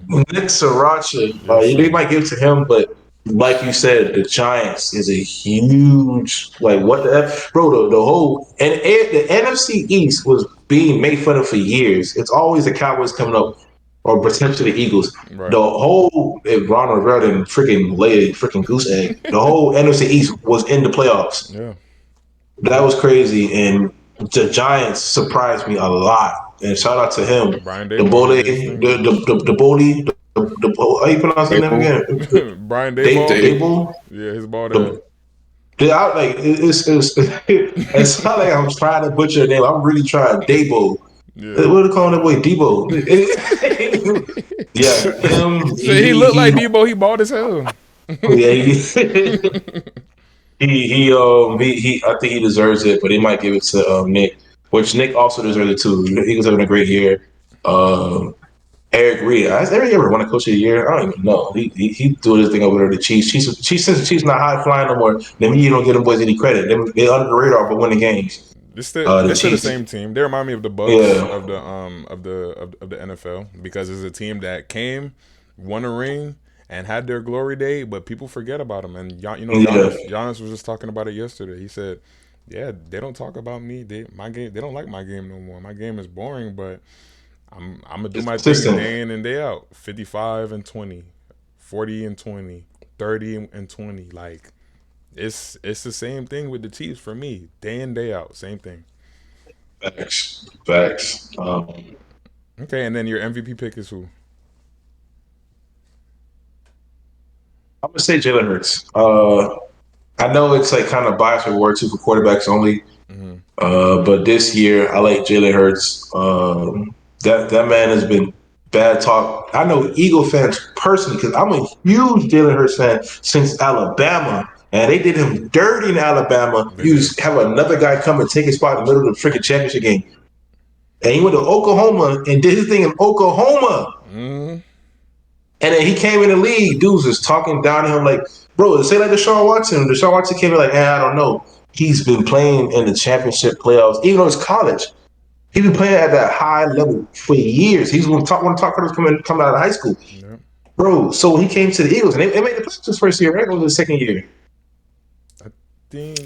And he made the playoffs, Yeah, it was still early. brought It his was team there. early. Right.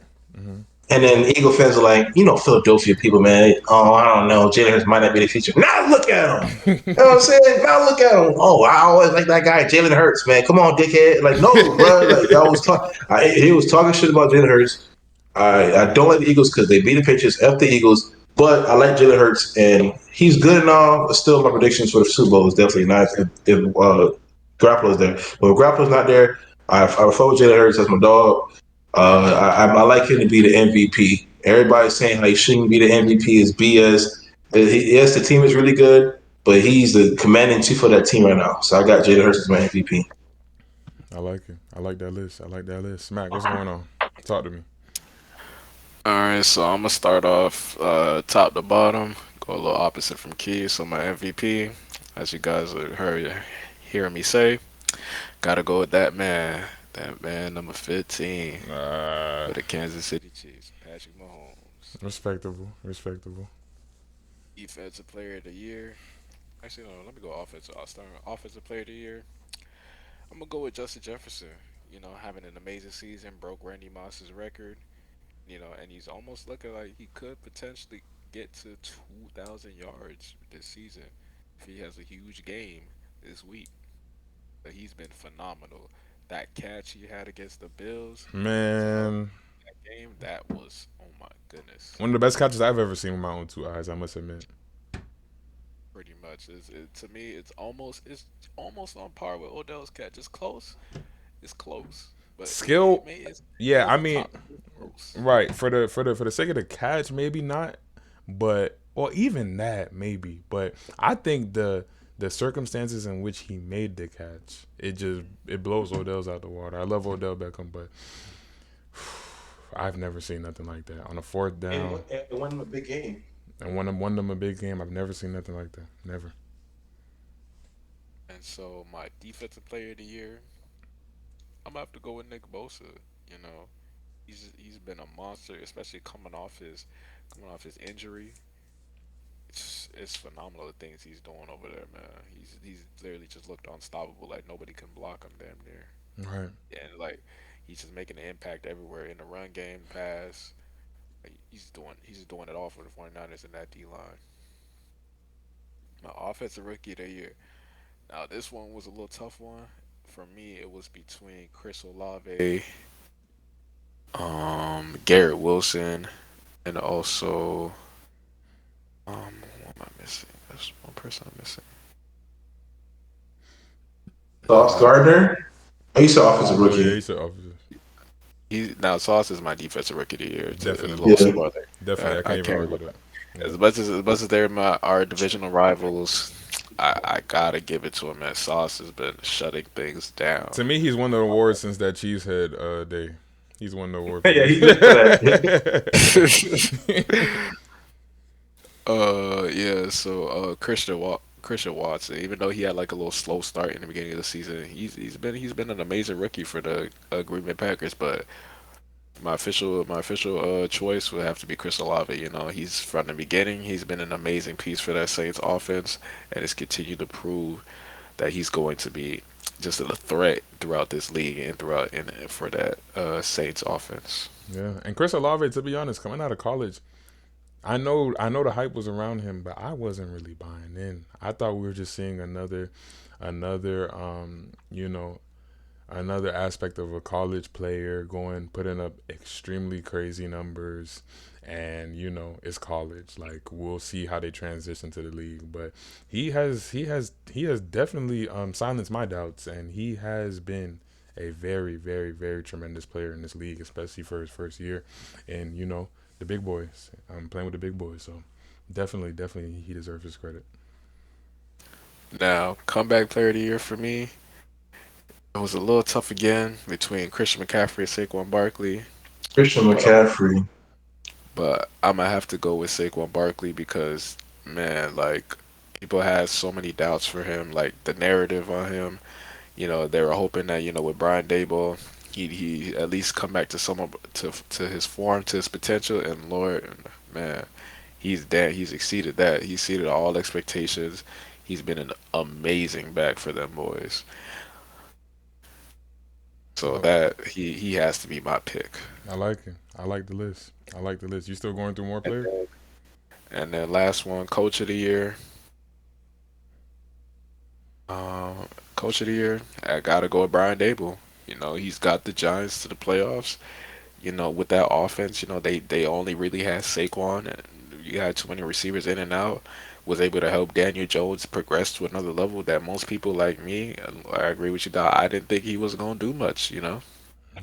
So he's really just transformed, and I didn't think the Giants at all were really gonna be in the running or clinch a playoff spot this season. I'm not even gonna lie to you, but he's done such an amazing job He's over done a there. he's done a much better job than the other rookie of the rookie coach that is currently that was thrown into the Colts, the coach job. I don't know how much you want to talk about it, but Buddy was on Joe ESPN. Judge. Nah, what's his name again? Buddy that was off ESPN that they hired. Uh, Jeff Saturday. Jeff Saturday, bro. Didn't they only beat one team? Like, haven't they only won one game since he became coach? Yeah, they've only really won one. Sheesh, bro. That makes me want to start talking Rooney Rule, but we're not even gonna. I don't even want to. I don't even want to get into that topic because there was damn sure better options out there for the Indianapolis Colts. But that's a commendable list, McKinley and Kevon. Y'all boys have put together some great lists. Um, I would go through my whole list, but I'm trying to talk NBA. I don't know about y'all, but I'm ready to talk Let's look at the ball. damn ball. I'm ready to He talk slapped the raw, ball. man. Slap that Come raw. on now. But I would say I will at least give my MVP pick. My MVP pick, although Jalen Hurts deserves it, I feel like, and he's heard some unfair criticism for his game, which I feel like a lot of these unorthodox quarterbacks are hearing these days. I got to give it to Mahomes, man. We're in the Mahomes era of the NFL, and I feel like he's gonna continue to stack up his awards until he's down and out. So I got to give it to Mahomes. He has his team in a perfect position to compete for the Super Bowl, and I think that's exactly what they're gonna do. So Patrick Mahomes, once again, Patty Mahomes boy, doing what he do, man. I got to give him his credit. Had to. But without further ado, I believe it's just about that time for us to get into the NBA talks, man. I know some of y'all probably been watching my background. Y'all see I've been having the game on. The Nuggets actually just beat the brakes off the Clippers. We're not going to talk about that. But Sure. they just beat the brakes off the Clippers. As you can see, Key is a Lakers fan. So, of course, he's going to say forget the Clippers. But man, let's get into that NBA talk, man. I want to start off with a specific topic of discussion, fellas. A specific topic of discussion.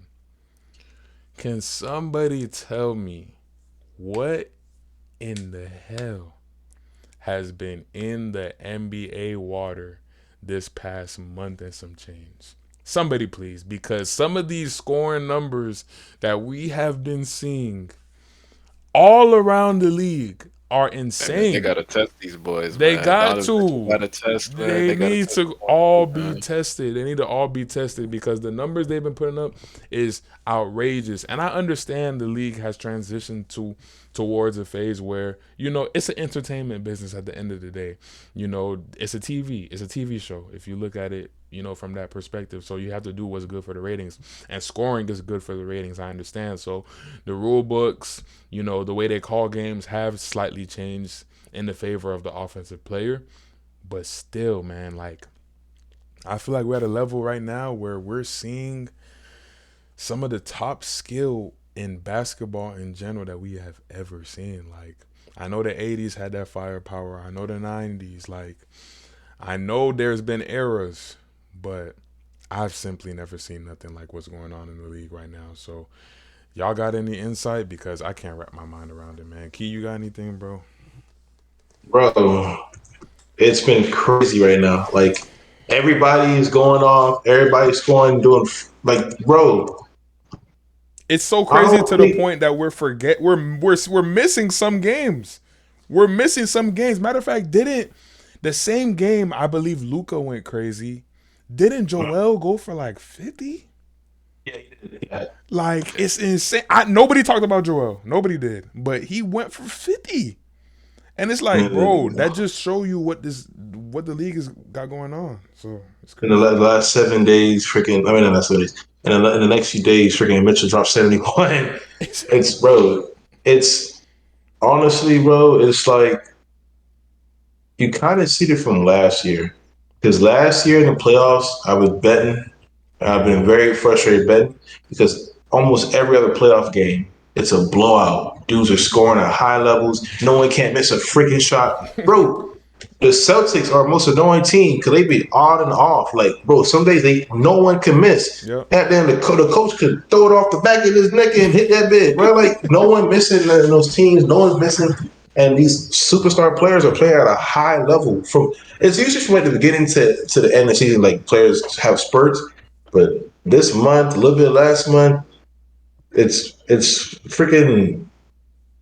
I can't think of a big ass word. I need to go a big ass word for it. Not extraordinary, nothing, not imposing something astronomical. Boy, that shit is nobonominal. I don't know. That's the word, bro. It's ridiculous. Virtuoso. They've been putting on Virtuoso. But I think it's inside of it, maybe these guys are playing at a high level right now. They get into the All-Star break soon. They're trying to put maybe make the All-Star game. Maybe those are mindsets of these players.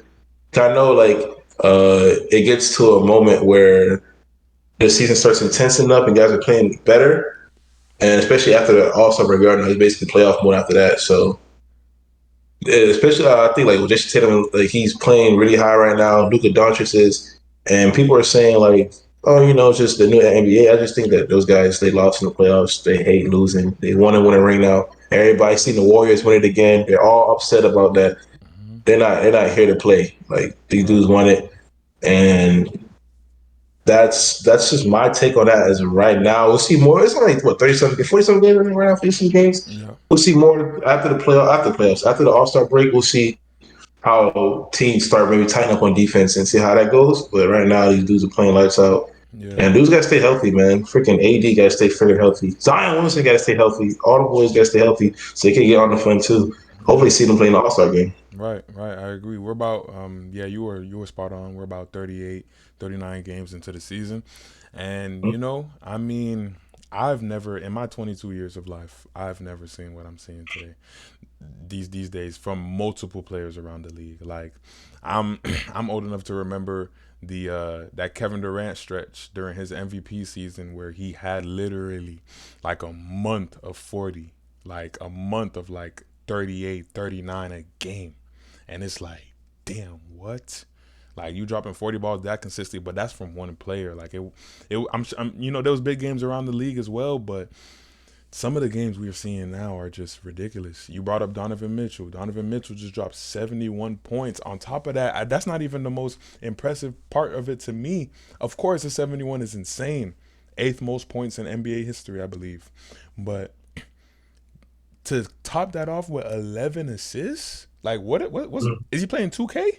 What is going on? Bro, These numbers he grinding his matches, he boy. grinding his badges, bro. His These efficiency was off the charts. it's He off the was not charts. missing. It was off the charts. It's off the charts. And it's like crazy because the numbers you see are very, very reminiscent of video game numbers. Like the Luka game, 60, 20, 10. Like it's games you've never seen before, ever in our lifetime. And it's like, wow, like we're here witnessing some of the greatest bit of NBA basketball. So I'm loving it for the league. Honestly, I feel like we're at a terrible point defensively in the league, I must admit, because for people to be able to put up these numbers, we just saw a shayless OKC Thunder. And to your point about what you said about the Celtics being on and off, we just saw a shayless OKC Thunder put up 150 on the Celtics. So it's crazy. It's crazy to see some of the things that's going on in this league right now, but I'm enjoying it. I'm enjoying every bit of it, and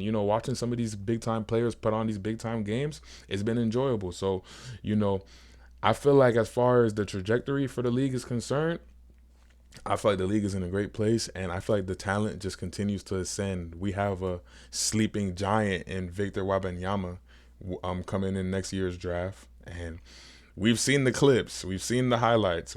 I don't even know how to describe him. So we see the game is transitioning to a point. Scoot has been doing his thing in the G League as well. I know y'all just saw that bang out the other day.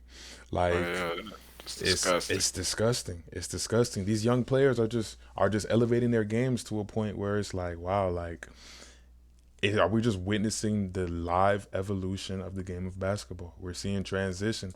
Me, Key, and McKinley was just talking about it earlier about how the game is not only just affecting the guard position, or the spacing out of the game is not only affecting the guard position, but we're seeing that in the big position as well. And although it might be detrimental to them, we are seeing big men do shit that they've never done before in our history, other than one-offs like Dirk and Chris Bosh and players like that. But it's been phenomenal to watch. It's been phenomenal to watch. If I had to pick a favorite game from recent years, I'm biased, so I'm gonna go with Tyler Hero 41-point game. I don't give a fuck, boy. I'm rocking with the Miami Heat. I'm, God damn. nah, but in all Yes, seriousness, sir. but in all seriousness, probably that Luka game, man. I know Donovan Mitchell dropped 71, but 60 and 20 from the It's point insane. guard position is absolutely ridiculous. I can't even speak on it. I literally can't even speak on it. That's my take on the scoring, man. The defense needs to improve, but I think it's good for the business of the league. It's gonna put more people in them seats, more people in them bleachers, and that's all we could ask for. The entertainment of the National Basketball Association. So I'm liking it. I'm liking it. Smack, what you think? I love it for its entertaining value, It's just really fun to watch, seeing guys drop 70, especially at an extreme efficiency, just putting up pretty much 2K numbers. It's amazing to watch, but as like, a basketball fan, like a hooper, it's like, damn, like where's the defense at, You It's love to see frustrating.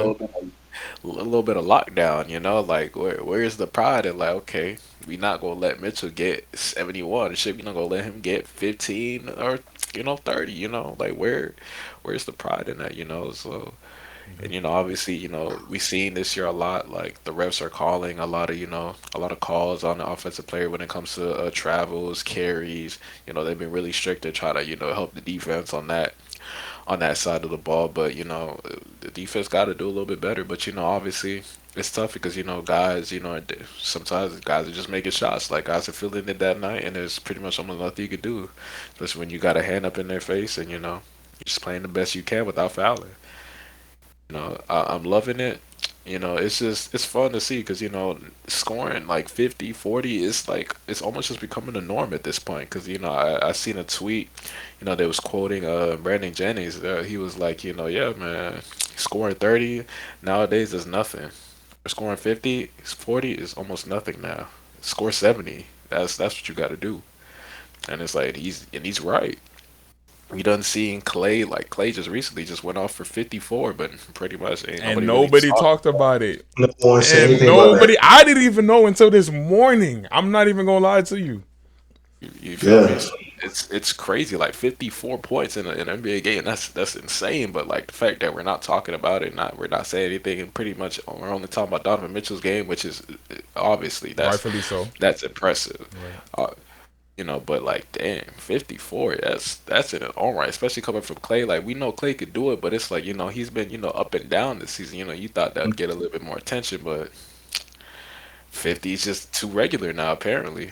Yeah, especially when it's taking place on the days that you know other players are going bonkers. It's inevitably gonna fall in the media ranks. So it's unfortunate what's happening, but like you said, like 40 is the new 30, man, and it's not. It doesn't have that same, it doesn't have that same that same value that it used to have. So I was just talking to my little brother about this, but I was just saying, like, growing up, like a 30-point game was like phenomenal. Like I was used to watch a 30-point game, like, damn, like he dropped 30, like that's, Yeah. you feel me, like that's crazy. But now we're seeing 70-point games, 60-point games, and 50s, and it seemed like it's on a regular basis. So it's definitely exciting for the league to see. But Smacks, you do have a point from the perspective of what is it like? What does it mean for the game of basketball? Like, are we moving in the right direction per se, or are we becoming NBA Jam, NBA Street, Harlem Globetrotter? What do y'all think? I feel like, I personally, I don't really feel like we're moving in the right direction. It's like it's somewhat we're moving a little forward, but also we're taking like steps back because we're coming a little too offensive, and then it's gonna be, and as soon I feel like at some point it's gonna be the mindset like, oh yeah, this dude he's just gonna get like 40, so there's pretty much nothing we could do. You feel me? So like we don't want to get into that mindset or like, yeah, the rules are just catered to offensive players. There's nothing we could do. I feel like this is something like we just got to figure out like workarounds, and obviously that's just easier said than done, of course, especially when obviously guarding like these guys, obviously with their superstars in these leagues, they're gonna get theirs. You feel me? There's only so much you could do, like especially a primary defender could do or a team could do against them, especially if they have like an amazing score like when you talk about the Celtics or you talk about Brooklyn, for example, you got KD and Kyrie. Like, yeah, you could potentially like hope to stop KD, but then you got Kyrie going off and taking pressure off KD, so it's tough on that end. I feel for defense. It's not easy when you got a lot of these superstars that can score, but it's just you know, I feel like it's just not the way, we want to go. Like, defense got to get a little value. Do you feel me? Yeah. Guys should like want to feel pride in like, okay, stopping guys. And I'm pretty sure there's lots of guys out there, but I feel like, I don't know, it seems like defense is just almost non-existent. It's the And second I thing. and I seen a tweet from Steve Kerr, like an interview. He was talking about, yeah, transition defense has just been non-existent. Like teams are not doing a great job, trying to stop guys in transition, especially now with that take foul that they added. Now the offense gets the free throw and the ball back. Now you really can't take a foul, even though for that entertainment purpose, I feel it. Obviously stopping a guy on the fast break with a petty foul, so he doesn't get points. It was kind of a little BS, but that was the only thing teams could do to stop easy buckets. But now since that rule is taking place, now guys could just freely go on a fast break, and it's also good in a sense because when you think about it, guys have to get back. So if they're gonna take a foul, it could be a regular foul and not just the foul with the ball back. So Hmm. it has its plus and minuses.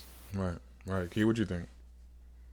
Um, it's like I said, they're pushing that offensive mindset, offensive skill. They want the league to be entertaining.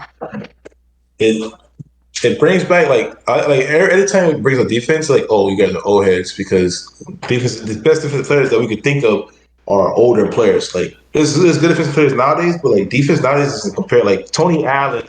Damn, Tony Allen, Tony Allen, and like Scottie Pippen and them, like those guys were like defensive players. Nowadays, like shout out to Caruso, I love Caruso, but he don't play these like that. Like, Yeah. he just saved in front of the guys for a little bit, forced to the paint. Hopefully they miss. Try to force them out of spots, which is also good defense. But it feels like if they try to do anything, it's a foul. And the thing about transitioning, like Steve Kerr was talking about how you just mentioned it, Kenny, you bring the transition foul. Yeah, I feel like it was a little loserous when they did it. They always foul someone on the break. But the thing is, it's like, let's say you think about like two different scenarios, right? You could put in a one scenario like free throws. We see it in 2K right now. Like if someone shoots a free throw and miss, or even if they make it, the point guard and the guard, even sometimes the forward might have low box.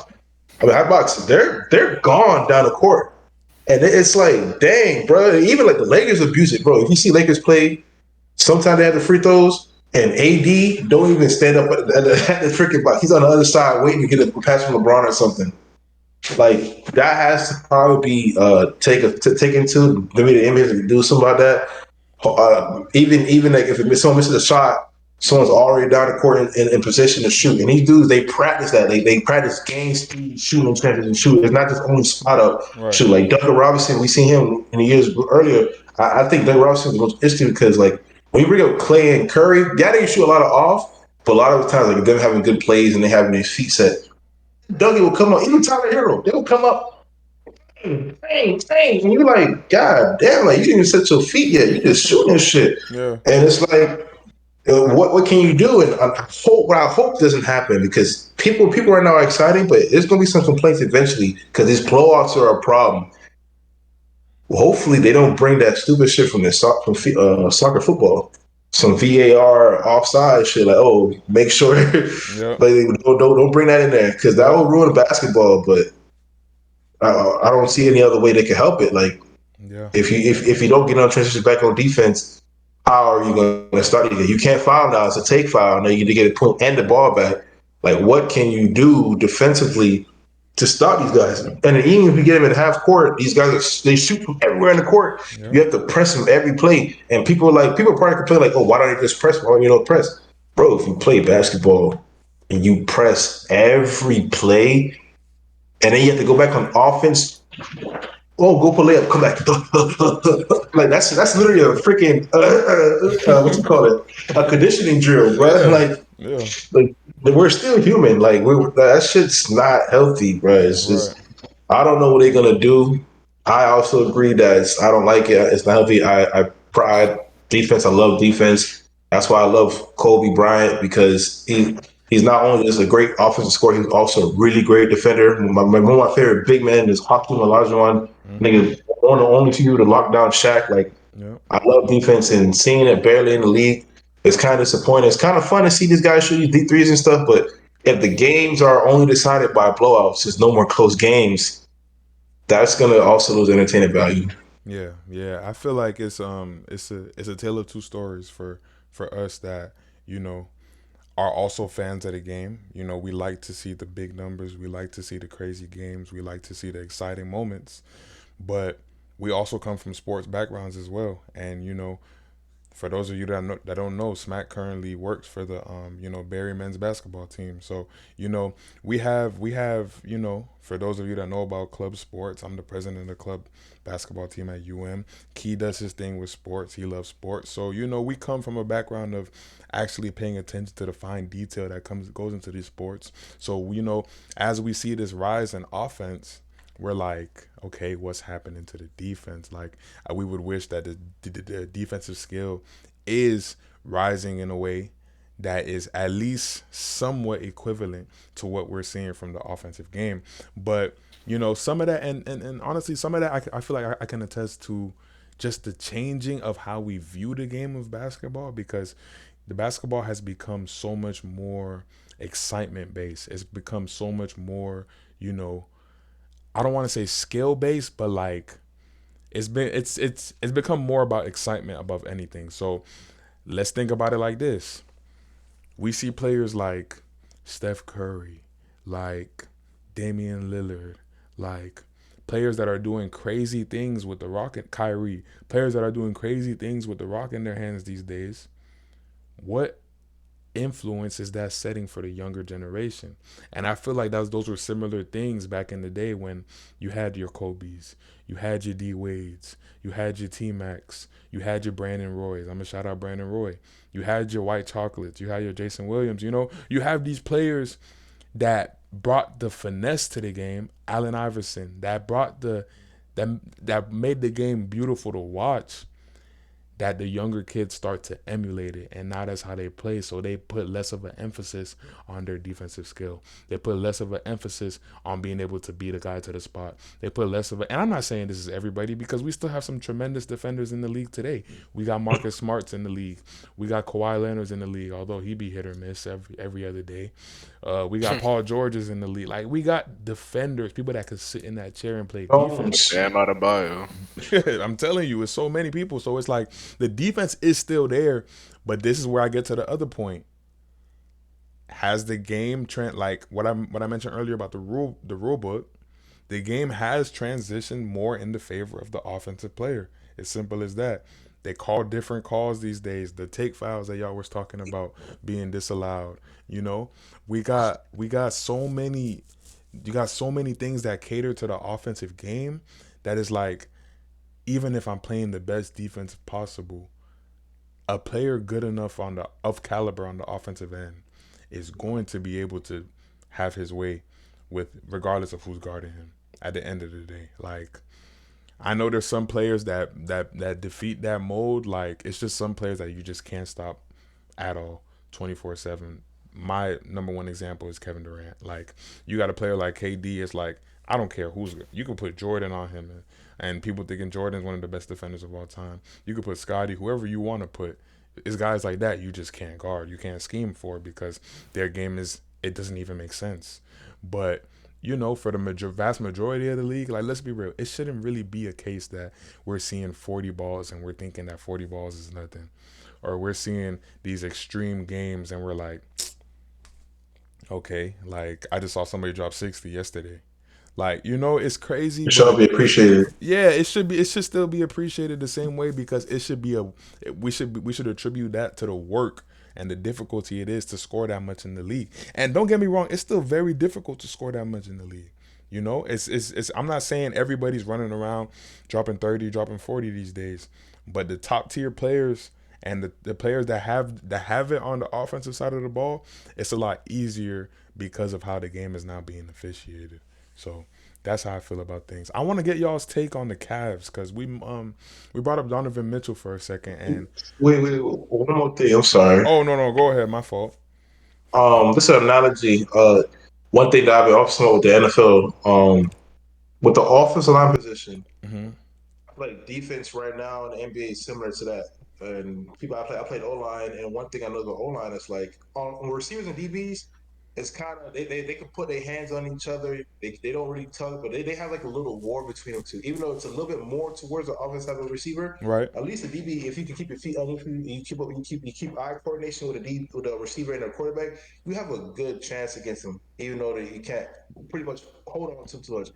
But as an offensive lineman, these D linemen could do literally anything. Pull you, jug you, spin around you, push you out the way, bull rush you. We see Aaron Donald is doing like a little hezzy hop when he come off the line. He does a hezzy hop and jump around. And it's like I think it's at the point in the NFL where an offensive lineman can't go one on one with these great defensive linemen anymore. It's literally impossible. Like unless he has a bad day, you have to pray it's a bad. Like Kevin Durant. Kevin Durant has a bad day. Thank Yep. God, that's 24 points that he's taking. Right. Like, and the one thing the offensive line that does is they work more as a unit instead. They really bare bones. They triple team, double team, and they have someone else really play a big role, but also hold his own with his teammates. It's really coordinated, and it's like a wall.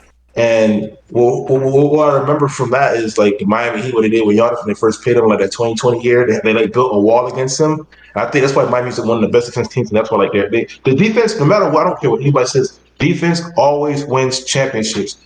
And Miami Heat, they have dudes from 1 through 5 that can play defense. Well, they have Tyler Hero now. He's there, but he puts effort. Even Max Struz, they put effort, and that's all you need: effort and great defensive mind. You work well as a team.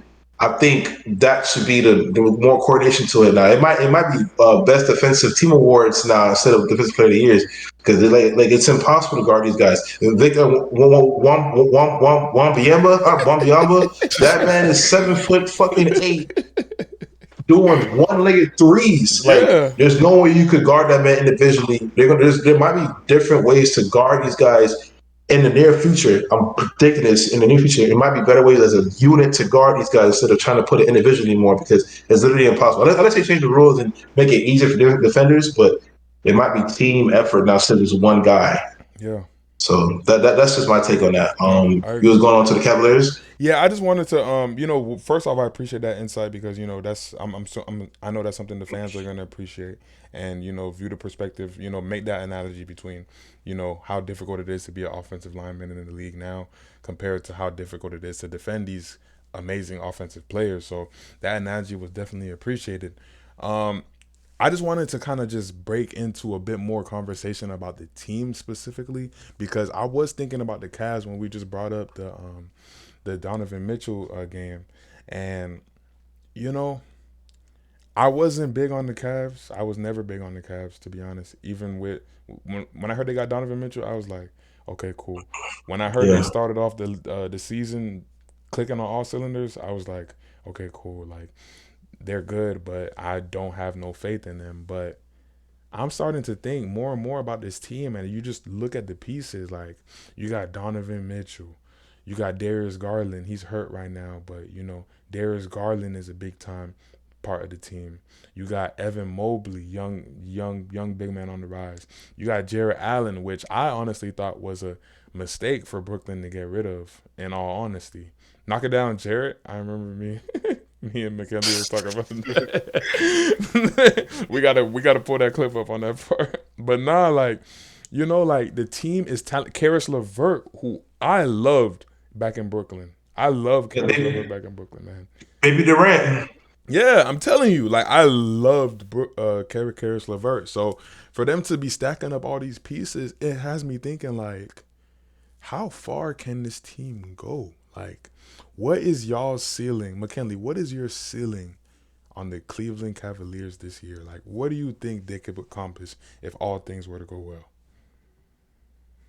Damn, if all things were to go well for the Cleveland Cavaliers, Mm-hmm. I feel like they could make it to the conference finals, and feel me, with a little bit of luck, they could potentially make it to the finals. Because with the team that they have, Donovan leading them, he's just been phenomenal this year. He's been such an amazing scorer for them, an amazing number one option, and shit, he's even playing some solid defense too. Because coming into this, a lot of people thought like he and even I seeing some of the clips and seeing some of his filming, he wasn't the best defender, even though he had the tools, the physical tools to be a solid defender. The only thing limited him obviously is height, but you know, he with a 7 foot wingspan and great lesson, you think you should be decently locking things down, but he wasn't in Utah. You know, but he says that there are a lot of various reasons for some of his performances or whatnot, and that he had to get out of there. But man, he's just looked amazing defensively for this team. Yeah, and one thing about Donovan Mitchell that I've noticed, I'm seeing him mature. I'm seeing him mature over the years. He's becoming a lot more of a more stern player as far as, I'm here to handle business. I know what my end goal is in this league. I know I'm trying to go down as one of the best players to ever, lace up them kicks. So, he's growing up, and to even see right after that 71-point game, I don't know if y'all saw the clip, but he wasn't in the press conference keying or having a good time. He was instantly expressing his condolences for DeMar, and talking about the Hamlin situation and things like that. And mind you, this is just after dropping, like I said, the 8th most points in league history. History. Yep. In league history, you're top 10. You're in a position where only a few other men have ever been.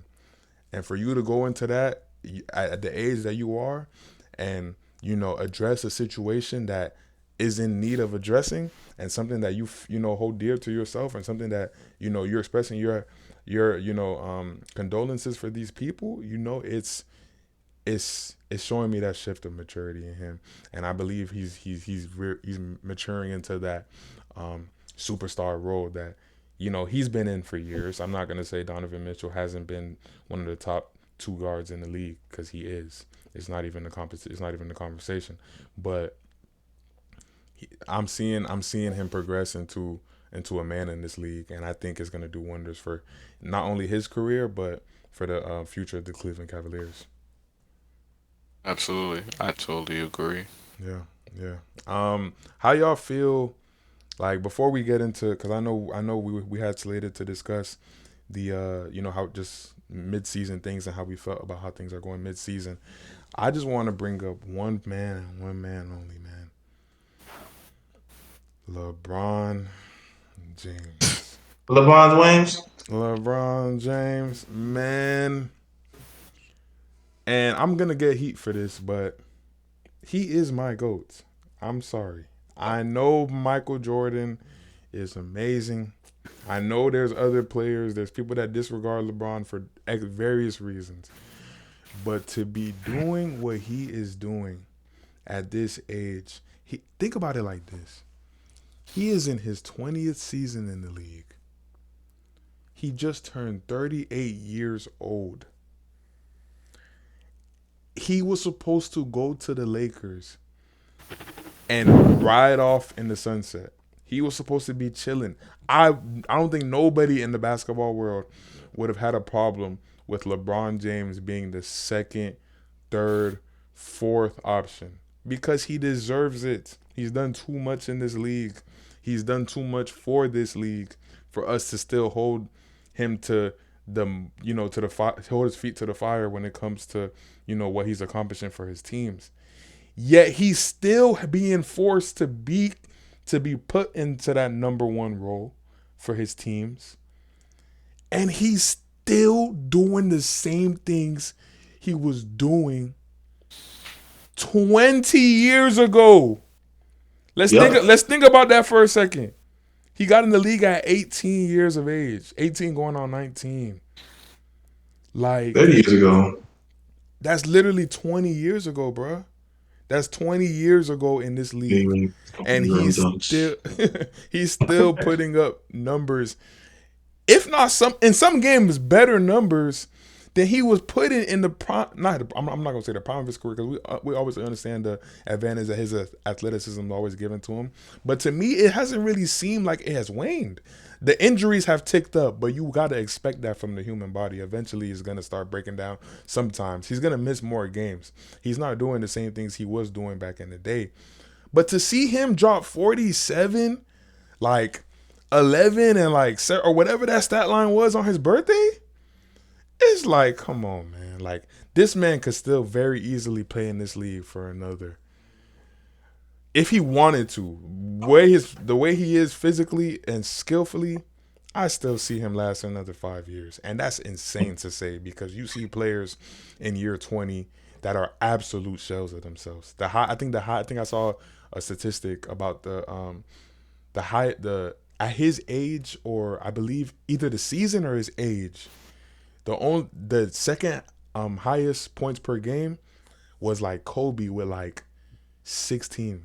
I think he had like 16 in his final season, and it's like no he was like 16? yeah he was like averaging like 16 points or 18 or Oh, something. 16. Oh, yeah. Yeah, in his final season, and it's like wow, like he is just breaking the mold of what it is to be a complete basketball player, and I just want to get your insight, Key, on just what he's doing for the game, what he continues to do for the game, and how you see his career panning out as a Lakers fan.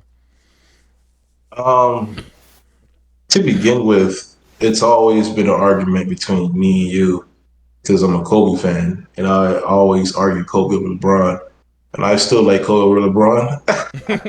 But Rightfully so. I agree with you. God, I'm not gonna discredit him or even argue with you of him being the bona fide GOAT. It's not even a question anymore at this point.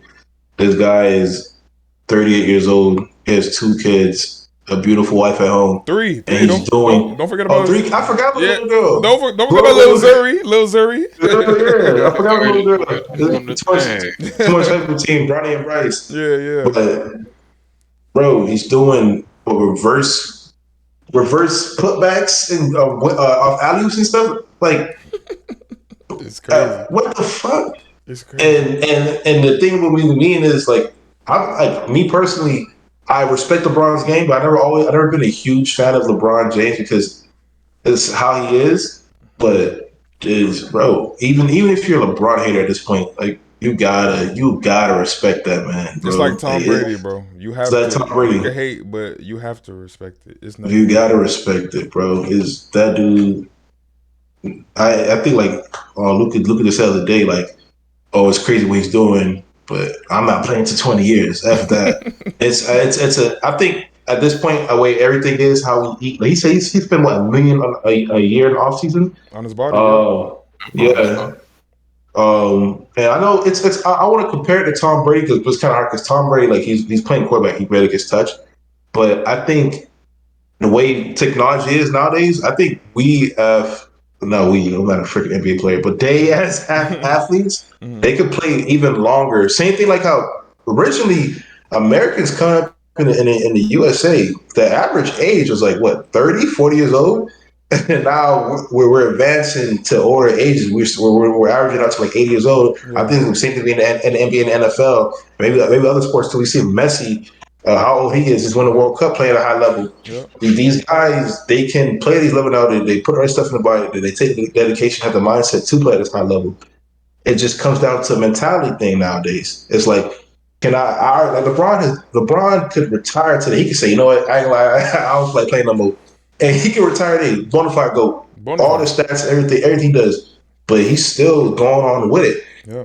And that's always been interesting. Like I wish I could talk to LeBron because when he brings up interviews and stuff, he's like, I got nothing to prove. Da, da, da, da, da. My legacy isn't fated, and it's like, then what's pushing you still? That's what cares. You're 38. You did everything. What's pushing you? Want another ring already? Like 2 years, 3 years ago, the Mhm. Lakers. Like that's just my curiosity towards it. But I guess it's just that mindset, bro. Like that competitive mindset that to win it is just stronger than most people. Same with Brady, and it's like they want it, and you just got to sit back and watch it. This point, I feel bad, even as a Lakers fan. You can't for Lakers right now because I don't know what Rob Pelinka or Gene Bus is doing. They fucking shit up, They are. but They are. but we're just gonna sit back and watch LeBron James break this record, and we'll see. Maybe we get some trades, but even if we get some trades and stuff, and he look better, I don't see Lakers going higher than like the 8th seed, 7th seed. Even they do make the playoffs. Mhm. So, Yeah. but all respects to LeBron James doing his thing. That's all I can say about him right now at the point. I respect it. Before you go, McKinley, I just want to throw in there as well, like, it's something to marvel at because, this is like, and I've been thinking about it lately. with just some of the sports that are around us. Like Kevon just mentioned with the winning of the World Cup by Lionel Messi. I believe he's 36 years old right now. Like we're seeing we're seeing we're in the peak of sports in general, and we take it for granted a lot of times. You got your Tiger Woods in golf.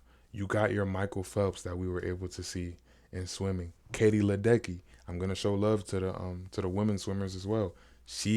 I saw some crazy graphic on Twitter where she literally held the top 10 in records for like a women's swimming event and like the Olympics and world championships and things of that nature. Like we're seeing the greatest ever in a lot of these sports. Serena Williams.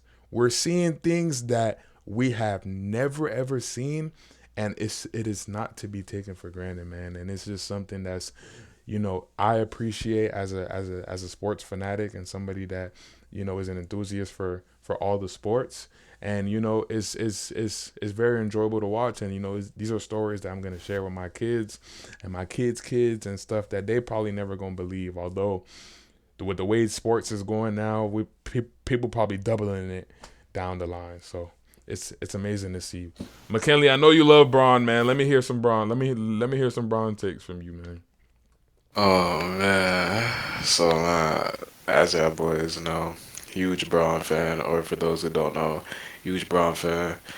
Um, what he's doing, like Dow and Key has been saying, is nothing but just phenomenal.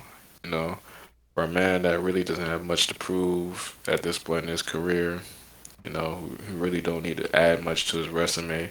I mean, yeah, he could add like breaking the scoring record, but should be a second right now is in alone that feat and alone in itself is just amazing.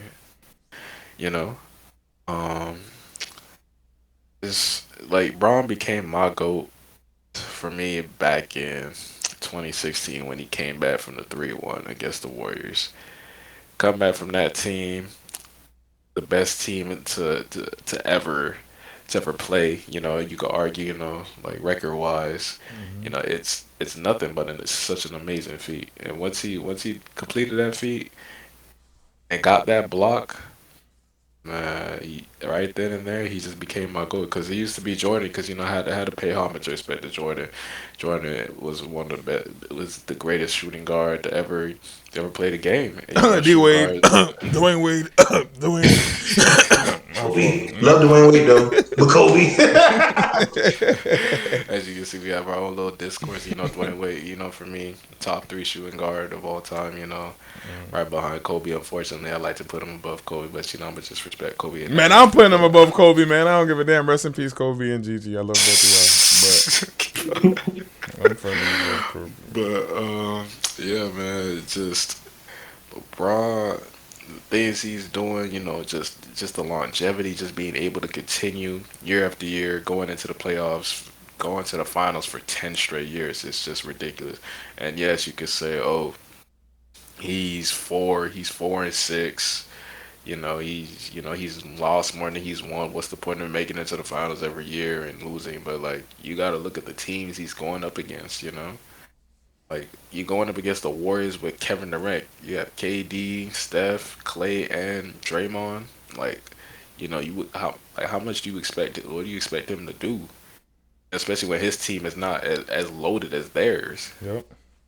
Be able to carry that Cavs team in 2018 to that finals run, to that finals against them boys, nothing but phenomenal. Literally proving everybody after game winner against the Pacers, the Raptors, and then going into Game 7 against Boston and defeating them boys too. Even though yes, you could say they were a young team, but still they were arguably an amazing team that were on fire. That everybody thought like they were just gonna be that team. And they're showing it right now. They're showing it right now.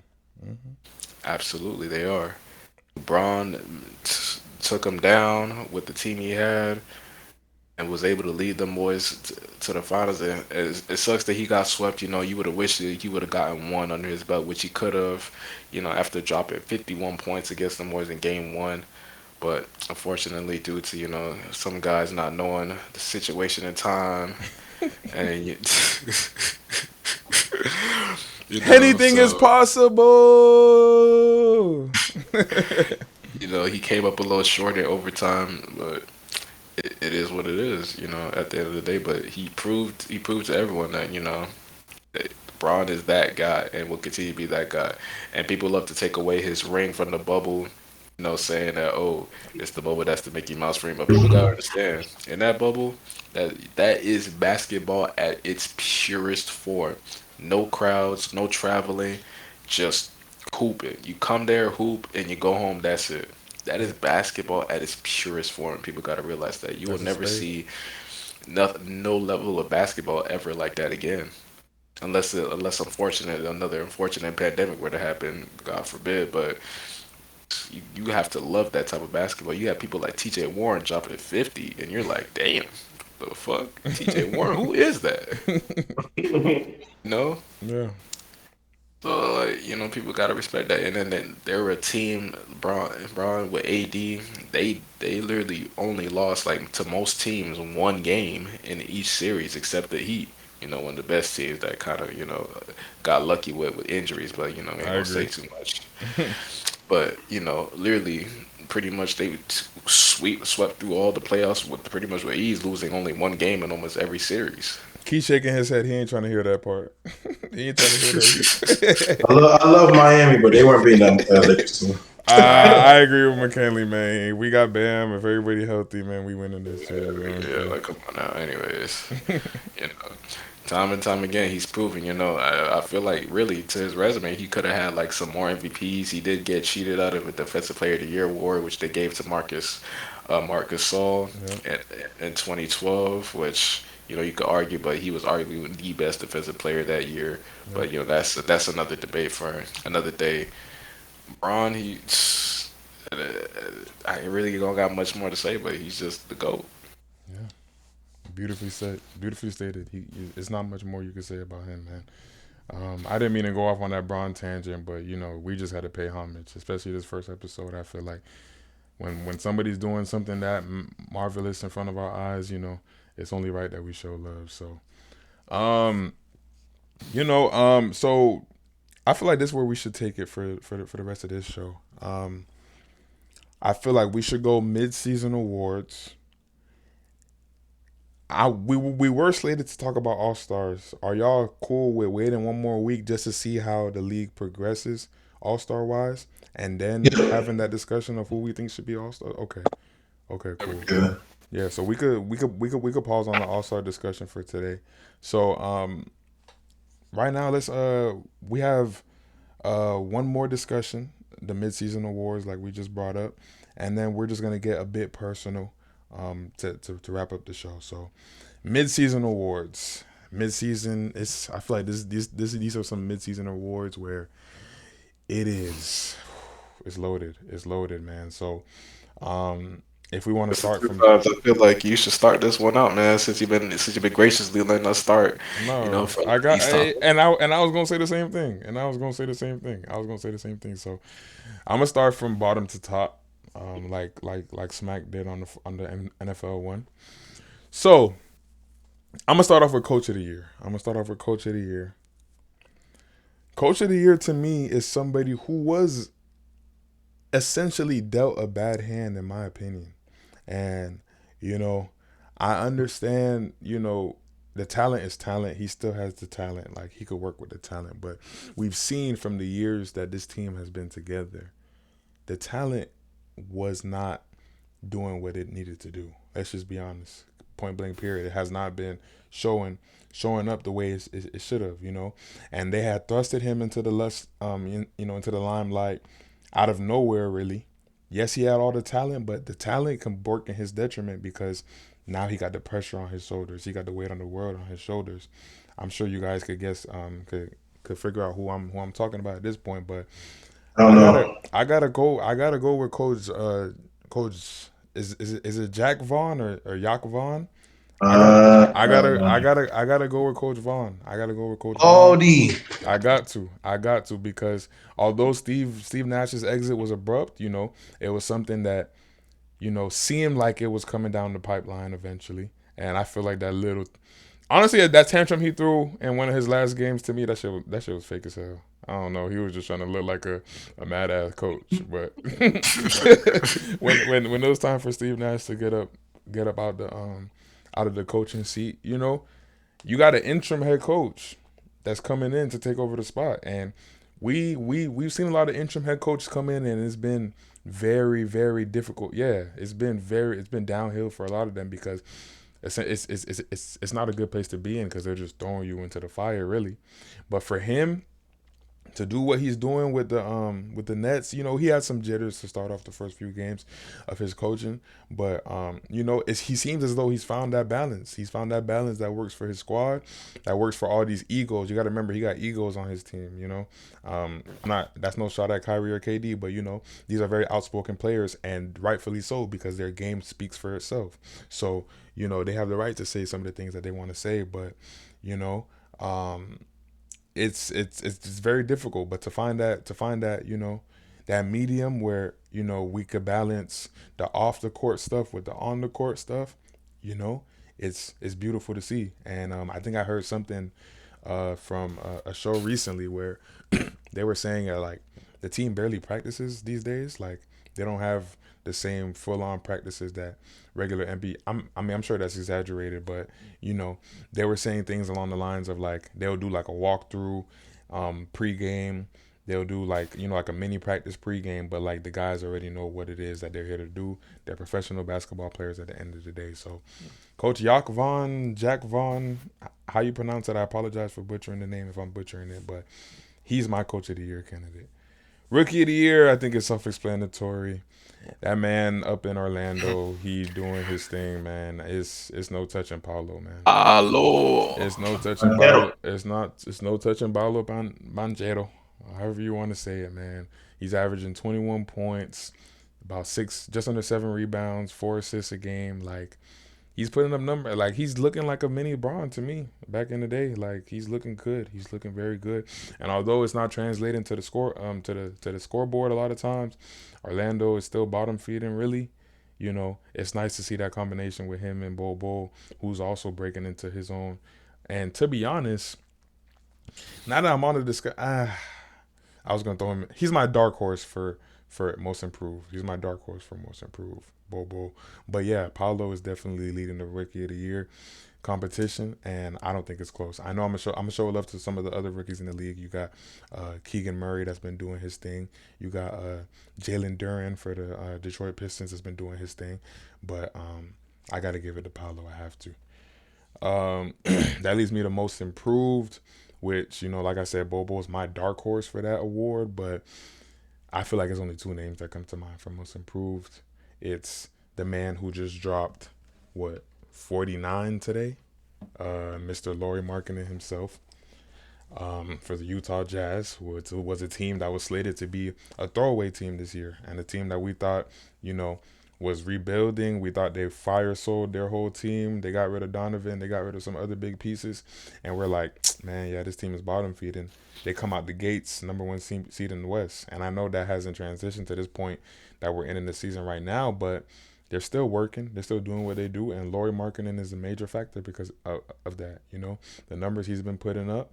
He's been playing amazing, and he continues to lead the way as one of those players that is one of those stories you love to see from a getting drafted by the Bulls. I believe he got drafted by the Bulls, and Yes. yeah, and not panning out to what people would have liked. I know injuries were a factor in that, because I was always big on Lauri. Honestly, I thought Lauri had a game in him, but it's not really quite transitioning until right now. So I feel like he's definitely up there. And the second player that I'm mentioning is Shea. Shea definitely is in that discussion. I think he's a front runner, and he 100% deserves to be an all-star, if not an all-star starter this year, because that's how great he's been playing.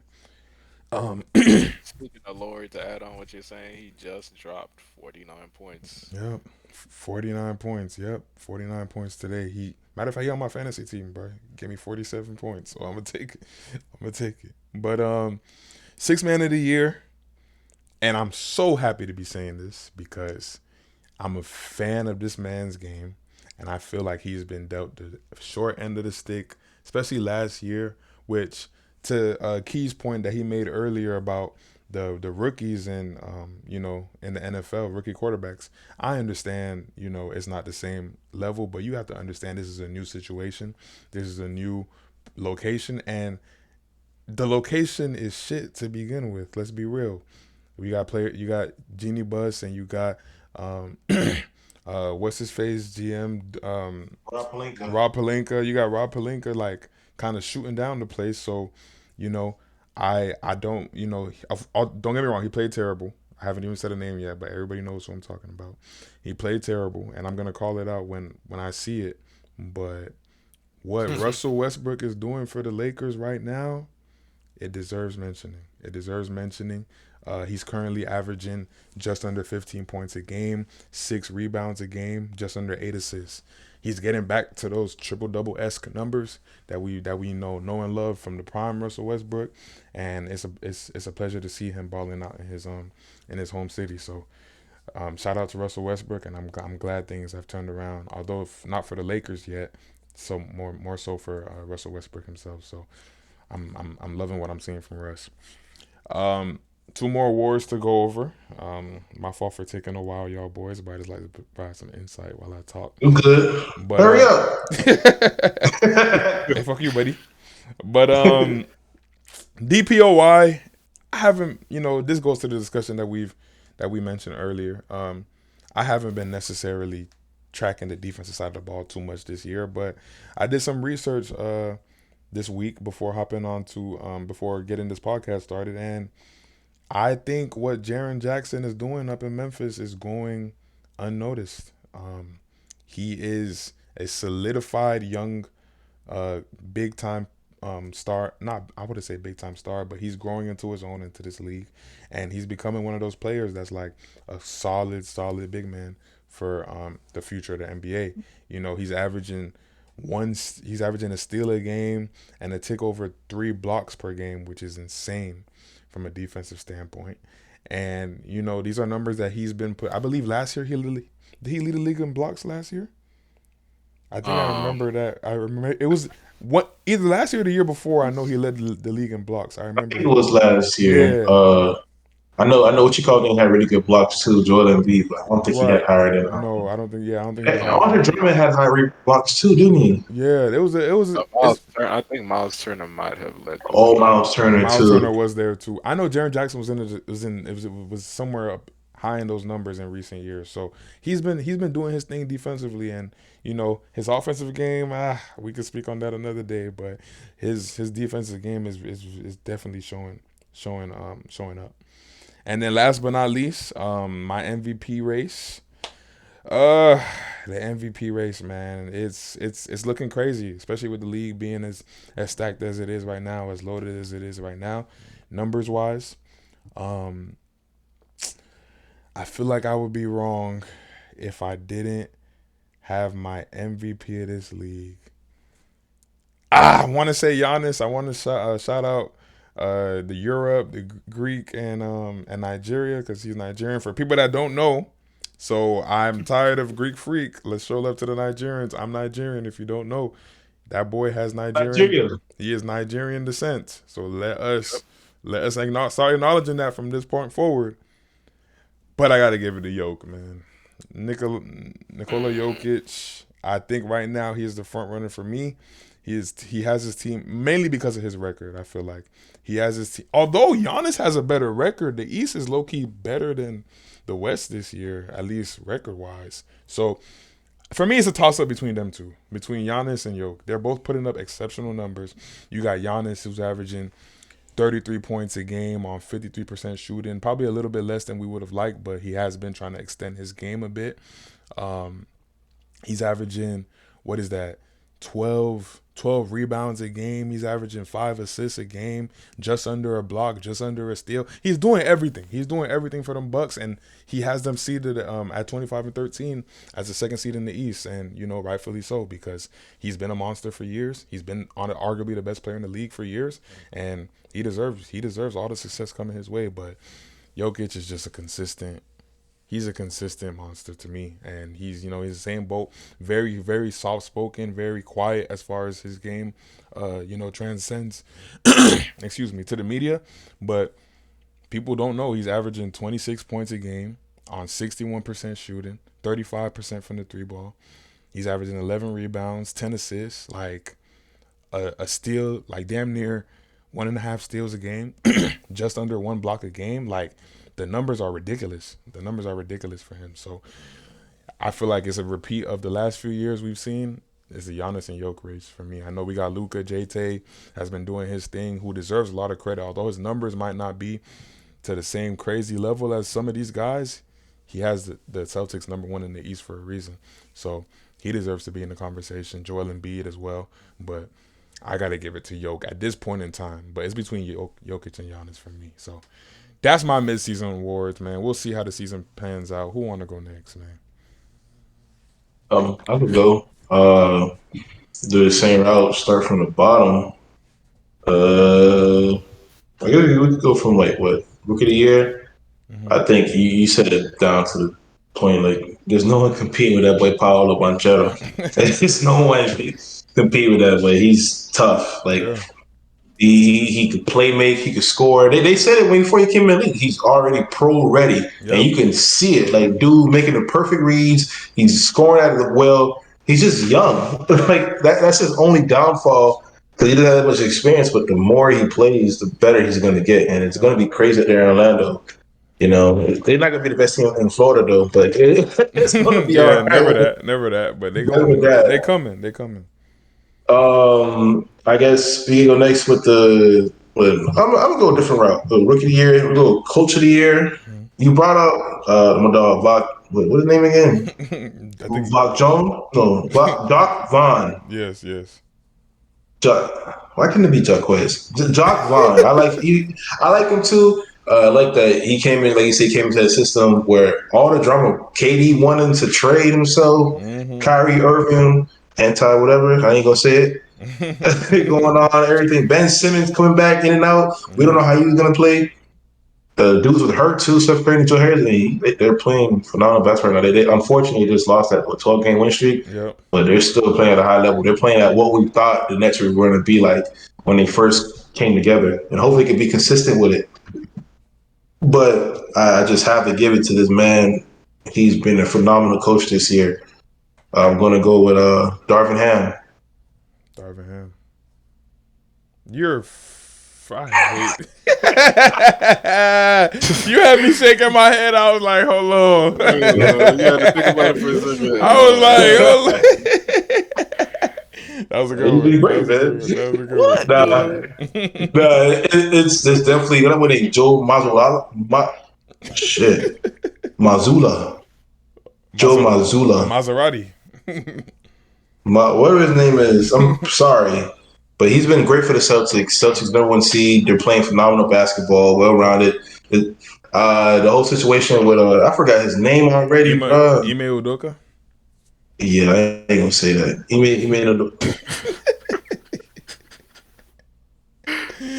Well, the man over here, he paid more attention to the girls working with him instead of the basketball court. But look at Joe, he's doing his thing. Joe knows, man. Joe's out there doing a great job with the team.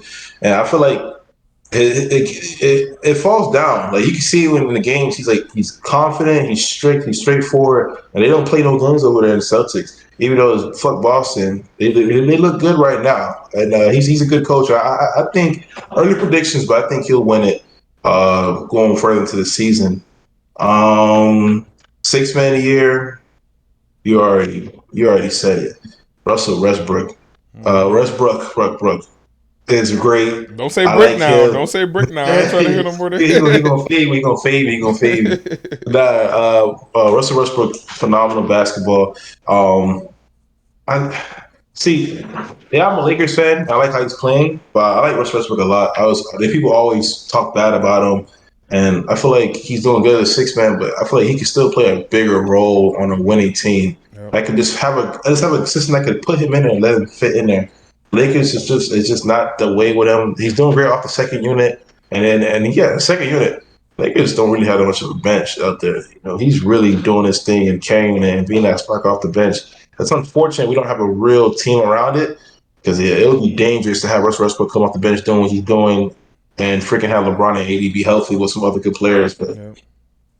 Russell Westbrook has done his thing as a six-man a year. Undoubtedly. I don't care what anybody says. He's definitely going to get that. Um, what's next? Well, the most improved, right? Yeah. I just had someone in my head for most improved who was sitting there for so long. I forgot who it was for me. Oh my goodness. I forgot his name. Who you thinking? Bro. Guard or Who big? who who you said against most improved? I Sorry. said I said Bobo Dark Horse. I said Laurie Markkinen and Shea. Okay. Yeah, I'm gonna stick with Laurie. That's who it was. Laurie Markkinen, I am not gonna lie to you, bro. He's good. I ain't see this shit out of him, bro. This man is hooping, like really hooping. And I'm surprised. Like usually you could probably see like a guard doing that because guards carry the ball more in their hands. Mm. But on the Utah Jazz, where everybody thought they was going to sell the bag and try to get that boy Victor, and they flipped the switch on people and will start hooping and all playing well. And he's the main force of it. All the boys are doing good. Honestly, I thought it was going to be. I'm a huge Colin Sexton fan. I thought Colin Sexton's going to go there and do that thing, but it's Laurie marketing. Yep. But I'm gonna give it to him, man. Rush respect to Laurie marketing. He's definitely most improved. Bobo, you said is really good, but I got Laurie to be my guy for sure. He deserves to be in the All Star game for sure. Bro, also game definitely, bro. Just Yeah. like if they snub him, bro, be hot. Yep. And I guess it comes down to my MVP. Defensive. Oh, defensive player of the year. I forgot. Say, bro, this is the same thing you said. Like, there's been so much offense, like you barely see it. Like, Yeah. bro, I was looking at the cans like you. I have Brooke Lopez as number 2, and he could be playing phenomenal. I don't when I watch Bucks games. I barely pay attention to Brooke low key. Right. If you think of Brooke Lopez, you think of spot up, which is crazy because he hasn't shot a three most of his career, and towards the end of his career, he's one of the greatest shooting big man. It's crazy. But I never thought Brooke Lopez of people could be a great defender. It's unfortunate. I would have had AD. He was playing sensational basketball, but he got hurt and just can't stay healthy. Like, you can do about that. At all. Yeah, but I think we should give it to Jaren Jackson. Indeed, he always had a really good defensive presence for me. Uh, the anybody else on the court. I mean, I like Desmond Bain to play defense on that court too, but I guess it goes back to what I was saying. Like he's like the big men are like pretty much the centers of the like the defense of like the same way compared to offensive linemen. Like they started off with everybody else. I think if you have a good defensive big man, yeah, it's not mostly the perimeter, but if you lock down that paint, it's harder for these guys to take the easier shots. That's one thing in NBA. If you can hit, you're gonna hit. But if you miss it, and you can't get boards, you can't get in the paint. It's gonna be way much harder for you. And they have some defense, some decent guys like I said, Desmond Bain. I'm not sure about Dylan Brooks as much, but they have some good perimeter defenders on that team. And he holding down the paint, he doing his thing. He has really great defensive ratings. He's phenomenal. And you already know, like I already know you're gonna check. I already know Giannis is in that conversation as well. Great defensive players. He just does it every year. Yep. The Greek freak. So, but I'll give it to Jaren Jackson. It'd be cool to see a new face. But the MVP of the league for me, I'm shocked you said those guys. Hey, I know you're Giannis fan, you like Jokic, but bro, I'm giving that shit to Luca, bro. Luca Magic. Luca Doncic, my favorite player in the league right now. He's definitely winning that, bro. I swear, if he don't win this year, Yeah. it's grit, bro. I can't, bro. He's been playing. He's 60-20 game. He's been dropping. He's averaging probably like I think 35 points in the last 7 games. Right now he's averaging what? He's He's averaging. averaging 34 points, Yep. 8.8 rebounds, 8 points. That's 9 rebounds, 9 assists to me. Mm-hmm. And he's shooting 32% from the three. Not 32%, say 35 for the 3. 35% from three. Yep. And And he's playing at the highest level in his team. Unfortunately, his team isn't that good compared to like Jokic and them. Like JT, the such a the top two team, but bro, we gotta give him that Westbrook shit. Like, even if he's 6 seed, bro, he deserves it, bro. He's playing phenomenal basketball. It's only his fourth, fifth year in the league. He's just only 23 years old, and he's hooping like this. It's It's crazy. incredible, bro. Like, give him some help, Dallas. Mark Cuban, give that boy some help. Like, he needs it. Like, and I'm not gonna. I like some of the guys in Dallas, like Christian Whitney. They're playing pretty well. But it's just it's not there with Luka. And people say Luka is being more like a ball hog, James Harden type thing. I'm not gonna get into it right now, but I don't see that. I feel like if he has really essential pieces around him, it can go far.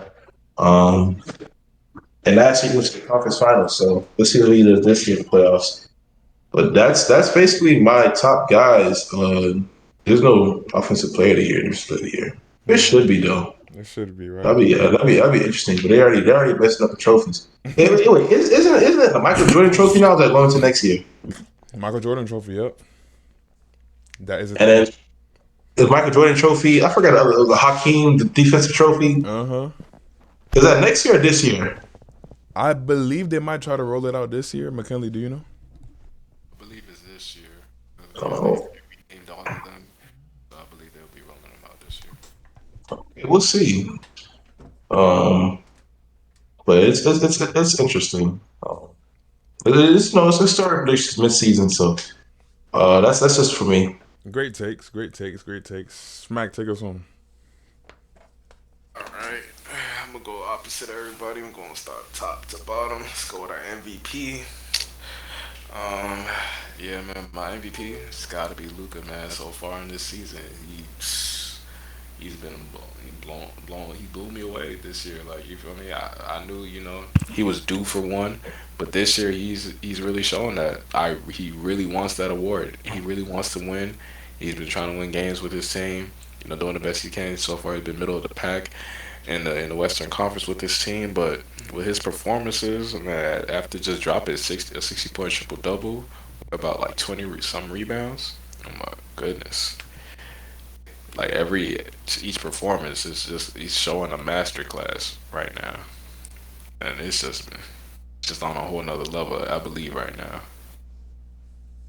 And then going on to defensive player of the year, I'm gonna give it to Brook Lopez.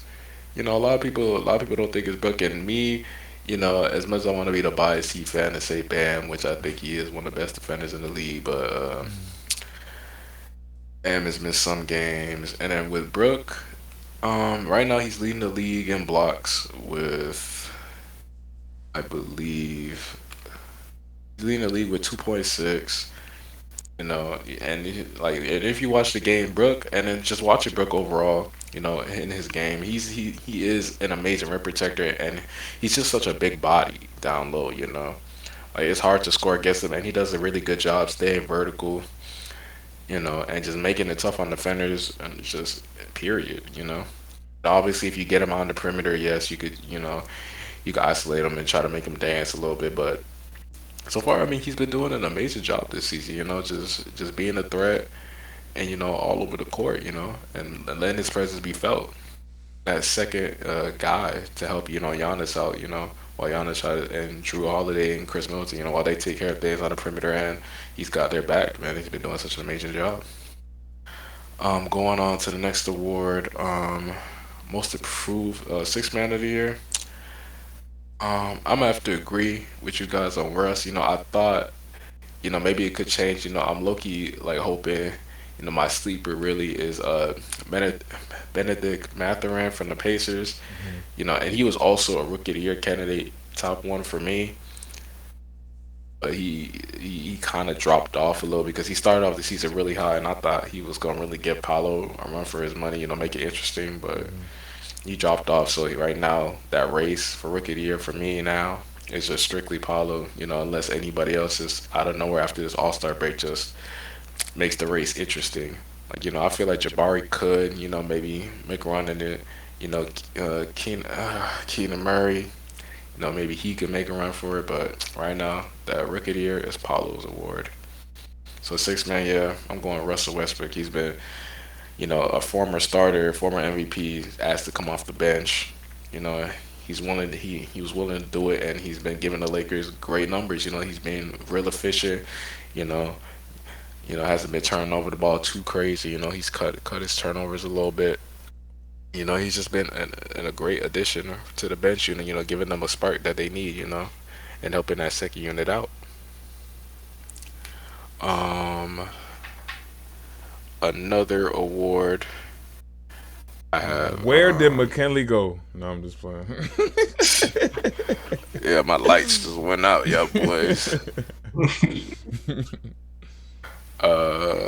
Give me a second, but Gritteroni. coach of the year, I'm gonna have to give it to Vaughn. You know, he's been doing an amazing job. You know, they started off rough. The Nets, they started off rough in the season. You know, they're horrible defensively. They couldn't really get their stride in because you know they had a lot of internal conflicts. You know, dealing with Kyrie and you know his ongoing drama with his films and stuff. You know, but Mhm. but you know he's been able to turn around. He got them boys to play defense. He got them boys playing great basketball.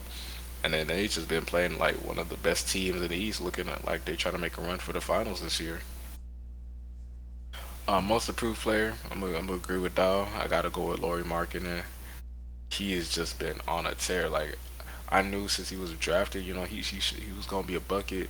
You know, so a guy that's gonna be the future for the Bulls. But unfortunately, that wasn't able to happen. You know, he tried to make a resurgence with the Cavs. You know, he had his little stint and you know played his role. But man, coming to the Jazz where with no expectations at all to do anything great, that man has really shined and took over that team. Has been that guy, that number one guy that they need to help them win games. He has been phenomenal. I have to agree with you. I have to agree with you, Smack. Laurie Markkinen has been insane. That was all of your picks, right? You read the Yeah. whole list, yeah. Yes. So that's a dope list, man. I agree. I agree. I mean, it's more so the same players that are gonna stay in rotation for the majority of the year. God willing that there's no injuries or nothing that prevents that. But you know, it's just like we said, we're in the golden age of basketball right now, and it only seems to be improving. So, you know, we're looking forward to it, and we want to just we'll be here to document what the league got going on for the remainder of the season. So I just want to say real quick, I just want to give a special shout out to my co-hosts, Major Key. We got MJ Smack, whatever you want to call them, man. These guys, you know, they've been rocking with us, rocking with me for a very long time, and I appreciate the both of them. And this like we said at the beginning, this podcast was something that we've been wanting to get on the ropes, and it feels good to get the first episode out the way, man. I had a great time. I hope you guys enjoyed listening. Thank you to everybody that tunes in.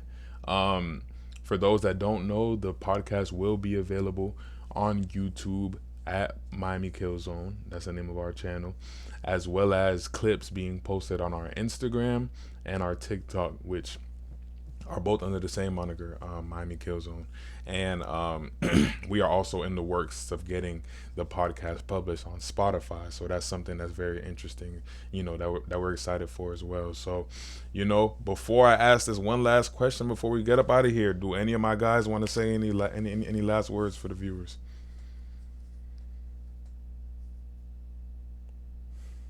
Me, I want to say, I hope you guys really enjoy this. I'm really just happy to have this opportunity here, especially when my brother is here. Just to help entertain you guys. Father.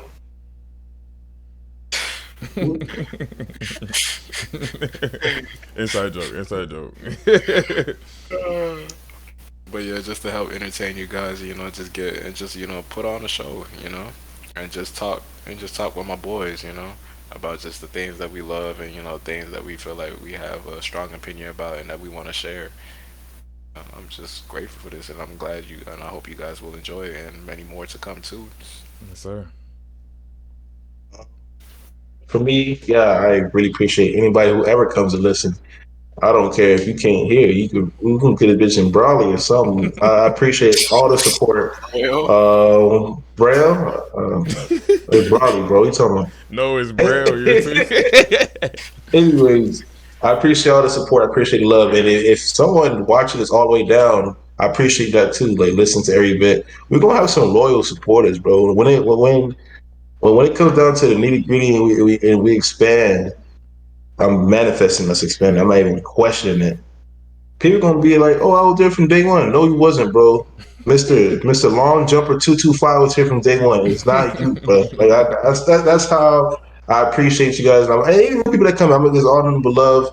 I also want to say like there's been guys that hit me up that I told watch and they're like, "Oh, is it only gonna be about sports?" And I'm like, "No, we're gonna talk other things too. It's not just only sports. Sports is a really many main part of our lives, and we love and enjoy sports, and we always have our point of views on it that we feel like not people talk about. That's why you want to express it. I know like the people that do want to watch us, hear us speak sports, the sports to tune into. There's also us talking about life, just the way society is as a general. Like there's a lot of things we're going to communicate on. It's not just only sports. So I know that some viewers is like, hopefully not only sports. We a little bit of everything, man. It's MKZ. That's what it's all about. Um, and that's pretty much all I gotta say. Also saying thank you again. Most definitely. Yeah, man, we're trying to build something here, man. And at the end of the day, we're having a great time doing it. This is just our private hobby that we wanted to share with you guys publicly. We talk shit like this on a consistent basis with each other. You guys didn't really get none of the argument side of us today because we just, for the first episode, we wanted to get more so just details of what's going on in these leagues. But rest assured, these three people you see here and their special guests that will be coming, we like to argue. I'm letting you know right now. So get ready for that. Get ready for that. But nah, man, I just want to say thank the Dolphins. Don't start. Fuck the Patriots. Fuck that 30-ass gritty that Mac Jones be doing. Don't start, man. I just want to say thank y'all for everything, man. We were a bit sorry for any jitters or whatever, whatever screw ups y'all heard. We've been recording for almost 2 hours now, so over 2 hours, most definitely. So we can't speak for shit. What do you mean? I set up with Alafongo. Where do you go? What are you talking about?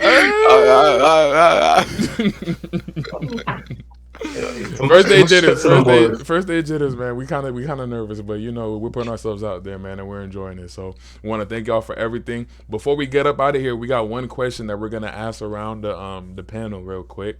I'm gonna put the host on the spot today. The one question we're asking before we get up out of here. Y'all, I told y'all the date at the start. It's currently January 6th, 2:50 a.m. Eastern time for us in Florida. Eastern time for us in Florida. It's the new year, man. We're talking, and thank you to Kevon for this amazing idea. He did suggest this. What is the New Year don'ts, man? Let's end off with a New Year don't. Your biggest pet peeve that you saw all 2022, man. We trying to lead that junk in 2022, man. Who wants to start, man? I know there's one thing that somebody is annoyed with that just you don't want to see in 2023, man. Bruh, I am not trying to hear anymore. It's giving. Oh my God! As you should, as a man, like I ain't trying to hear none of that bull sugar. It's 2023, but leave that shit 2022, bro. I agree with that statement. And we got some people close to us that we know that use that on repeat. Period. I ain't trying to hear none of that no more. No more. Key, what you got? There's a lot, brother. Biggest one. We'll get into another segment about that on another episode. What's the biggest one? I don't want to suggest it. I can't even though I think we might get into it. Because I feel like it's just life. Mm-hmm. But bro, can we leave out this sex war? It's always niggas ain't shit, bitches ain't shit. Mm-hmm. Men are trash, women are useless. Like dog, like. You would think that everybody having these mindsets, there'll be less kids, but kids are still multiplying. Y'all fucking, what's going like? What are we really talking about? Y'all saying all this BS and hating each other. Oh, my man has to be this and that third, and my woman has to, like, bro, man, it's inevitable. But can we like tone it down a little bit, bro. That's all I gotta say, bro. Because Man. it's getting crazy. A dude drop a video about him saying him spending time with his kids.